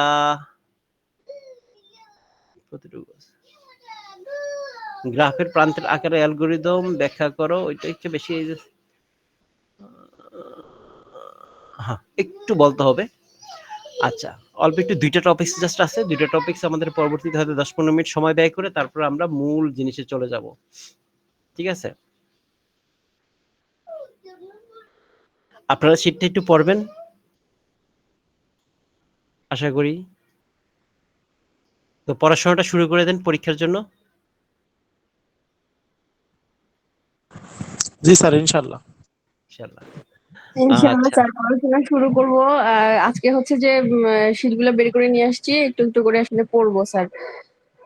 আর স্যার কোনো কিছু অ্যাড করবেন কিনা সেটা বলেন স্যার, কারণ অলরেডি বের করে নিয়ে আসছি তো শীটগুলো, অ্যাড না করলে আর কি বেশি ভালো হয় স্যার।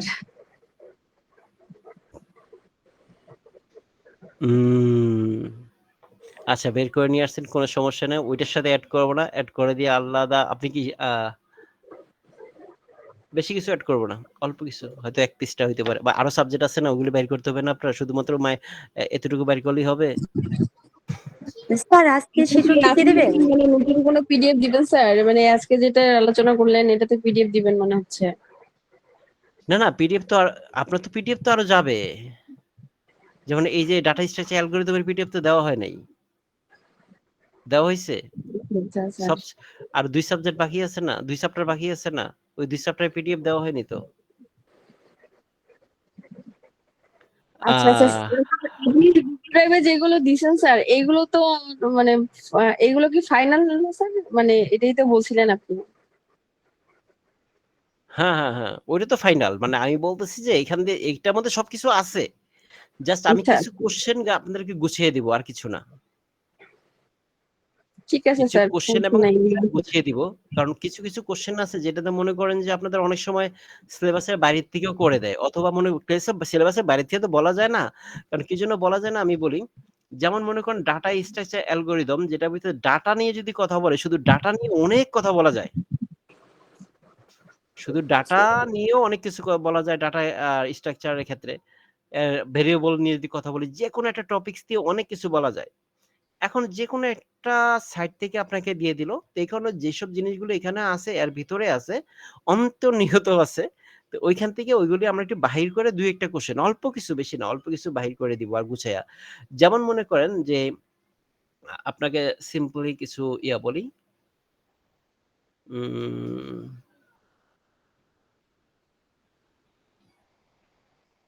ইনফিনিক্স প্রিফিক্স যে পরিবর্তনগুলি আছে, যে ইনফিনিক্স প্রিফিক্স আর বলতেছে, আরে কই আসে না কে? এই যেমন মনে করেন যে এক্সপ্রেশন, যে ইনফিক্স থেকে প্রিফিক্স, প্রিফিক্স থেকে ইনফিক্স, যে কনভার্সন গুলি আছে, ঠিক আছে? আমি হয়তো আপনাদের কয়েকটা কনভার্সন এক্সাম্পল দিতে পারি, যে আপনাদের দেখে বুঝতে পারেন যে ইনফিক্স থেকে প্রিফিক্সে, প্রিফিক্স থেকে ইনফিক্সে কিভাবে কনভার্সন করতে হয়, ঠিক আছে? কয়েকটা এক্সাম্পল দিয়ে দিতে পারি। অথবা মনে করেন যে একটা প্রোগ্রামের ফ্লোচার্ট বা অ্যালগরিদম উল্লেখ করে দিলাম, এরকম আর কি। জাস্ট হাইলাইটেড কিছু জিনিসপত্র উল্লেখ করে দিব, আর কিচ্ছু না। সিম্পল ছোট ছোট কিছু কোশ্চেন, মানে এক এক সাবজেক্টে এক এক রকম আর কি। আবার মনে করেন সংজ্ঞা আকারে, আমি যখন টেক্সট আকারে আপনাদের দিয়েছিলাম, মানে সেভ দেই, আমি একটু কম্পিউটার ফান্ডামেন্টালসে যাই আপনাদের।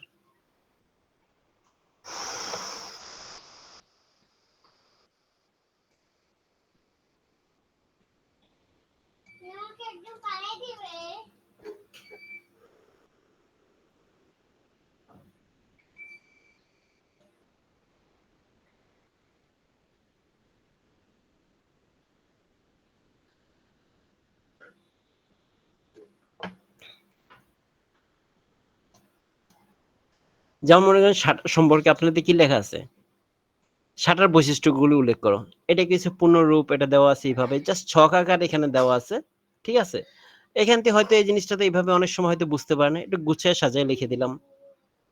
ব্যাপারটা এরকম হবে, এখানেই আছে, জাস্ট জিনিসটা অন্যভাবে একটু উপস্থাপন করে দিব, এরকম কিছু বেছে বেছে, খুব উল্লেখযোগ্য কিছু, যেটা আপনাদের পরীক্ষার জন্য না হলেও যাতে বাস্তবে যাতে কাজে লাগে। পরীক্ষার জন্য তো লাগবেই, এটাই ফার্স্ট প্রায়োরিটি। যেমন মনে করেন যে ওসিআর সম্পর্কে বা লাইট পেন ডিজিটাইজার সম্পর্কে, যেমন ইনজেক্ট প্রিন্টার সম্পর্কে এখানে দেওয়া আছে আপনার বৈশিষ্ট্য ব্যবহার। এটা এইভাবে ছক আকারে আছে, সেটা একটু সামনে সোজাসুজি সাজিয়ে রাখলাম, জাস্ট এক্সাম্পল বুঝিয়ে দিলাম আর কি। আবার দেখা গেছে আপনার আইসিটি ক্ষেত্রে, আপনি দেখেন আইসিটির ক্ষেত্রে যে কোশ্চেনগুলি আছে এখানে কিন্তু অনেকটা গোছানো আছেই। আইসিটি ক্ষেত্রে আপনাদের অনেক গোছানো আছে। আইসিটি ক্ষেত্রে একটা ক্লাস খুব দরকার, ভার্চুয়াল ক্লাস, একটা ক্লাস চ্যাপ্টার দেওয়া দরকার। একটা ক্লাস আইসিটি ক্ষেত্রে পড়া কম, অনেক কম। যেমন স্যার এখানে, হ্যাঁ হ্যাঁ বলেন বলেন। স্যার আমাদেরকে একটা বিগত সালের কোনো কোশ্চেন দেওয়া যায় দেখার জন্য? দেখো একই কোশ্চেনটা যে প্রতি ক্লাসে করতেছে, এই যে এখানে দিয়ে দিছি, দেখেন আপনারা দেখতে পাচ্ছেন। আমি কিন্তু আপনাদের যে লিঙ্কটা দিছি একটু দেখেন না ভাই, একটু পড়াশোনা করেন। স্যার সবগুলো কোশ্চেনই দেওয়া আছে স্যার। এই স্যাম্পল, এই যে কোশ্চেনের মধ্যে কিন্তু সবগুলি, সব প্রত্যেকটা সাবজেক্টে দিয়ে দিছি স্যাম্পল কোশ্চেন। এই যে দেখেন, এটা হচ্ছে কত সালের কোশ্চেন? 2023 সালের কোশ্চেন, একদম 23 সালের কোশ্চেন। এই যেমন আপনি দেখেন একটা জিনিস আসছে, A B C into C এর পোস্টফিক্স লেখো, পোস্টফিক্স নোটেশনটা লেখো। মানে এটা হচ্ছে দেওয়া আছে, এটার ইনফিক্স দেওয়া আছে, এটাকে পোস্টফিক্স করতে বলছে। এই জন্য বলছি দুইটা এভাবে কনভার্সনটা দিয়ে দিব আমি যাতে বুঝতে পারি। যেমন এটা কি বলতেছে, এটাকে ট্রি আকারে প্রকাশ করো। এটাকে ট্রি আকারে কিভাবে প্রকাশ করবেন, এই জিনিসটা। এখানে আবার দেখেন ইনফিক্স এক্সপ্রেশন আছে, এটাকে পোস্টফিক্সে রূপান্তর করতে বলছে। জাস্ট এটাকে পোস্টফিক্সে আপনি লিখবেন, ঠিক আছে? এই জন্য এই কিছু কিছু জিনিস আছে যেটা একটু গুছিয়ে দেওয়া দরকার। যেমন এটাকে কি বলছে, এটা একটা অ্যালগরিদম লিখিয়ে দিতে বলছে। এটা খুব ইম্পর্টেন্ট, যেমন এটা অ্যালগরিদমটা আপনার কাছে লেখা দরকার। এটা তো মনে করেন কোনো সমীকরণ আপনার এইভাবে ক্লাসে যে কোনো সংখ্যা তারা লিখিয়ে দিতে পারে, এটা অ্যালগরিদম করে দেওয়ার জন্য। এরকম কয়েকটা কোশ্চেন থেকে আপনাদেরকে আমি বাহির করে, যে কিছু কিছু কোশ্চেন থেকে বাহির করে, যেগুলি ইম্পর্টেন্ট বিভিন্ন সালে আসছে, ওইখান থেকে বের করে আমি কিছু কিছু সাবজেক্টে এরকম এক্সট্রা কিছু কোশ্চেনের অ্যান্সারটা দিয়ে দিব, যদি ওই ধরনের কোশ্চেনটা আপনাদের আসে। যেমন দেখেন, এটা তো আমি সিলেবাসে, এটা যে কোনো সংখ্যা যখন তখন তারা দিতে পারে, তাদের ইচ্ছা মতো বানিয়ে দিয়ে দিল একটা, তাই না? স্যার আমাদের পরীক্ষা কি আগস্টের দিকে হয়ে যাওয়ার সম্ভাবনা আছে? এটা হচ্ছে জুলাই আগস্টে হবে ইনশাল্লাহ। আর পরীক্ষা শুধুমাত্র পড়াশোনা করেন, পাস নিয়ে টেনশন করবেন না, হয়ে যাবে পাস। মানে পাশের টেনশন করতে যে অনেকে যে পড়াশোনাই বন্ধ করে দেয়, হাই রে এত পড়া কেমনে পড়বো, হ্যাঁ পড়বোই না, এরকম চিন্তা করেন না, পড়তে থাকেন, পাস হয়ে যাবে, ভালোভাবে হয়, ভালোভাবে পাস হয়ে যাবে। তো ভাইজান ভালো থাকবেন ইনশাল্লাহ, ইনশাল্লাহ নেক্সট ক্লাসে দেখা হবে, কথা হবে। জি স্যার, ইনশাআল্লাহ। ভালো থাকবেন। আসসালামু আলাইকুম। ওয়ালাইকুম সালাম, গুড নাইট।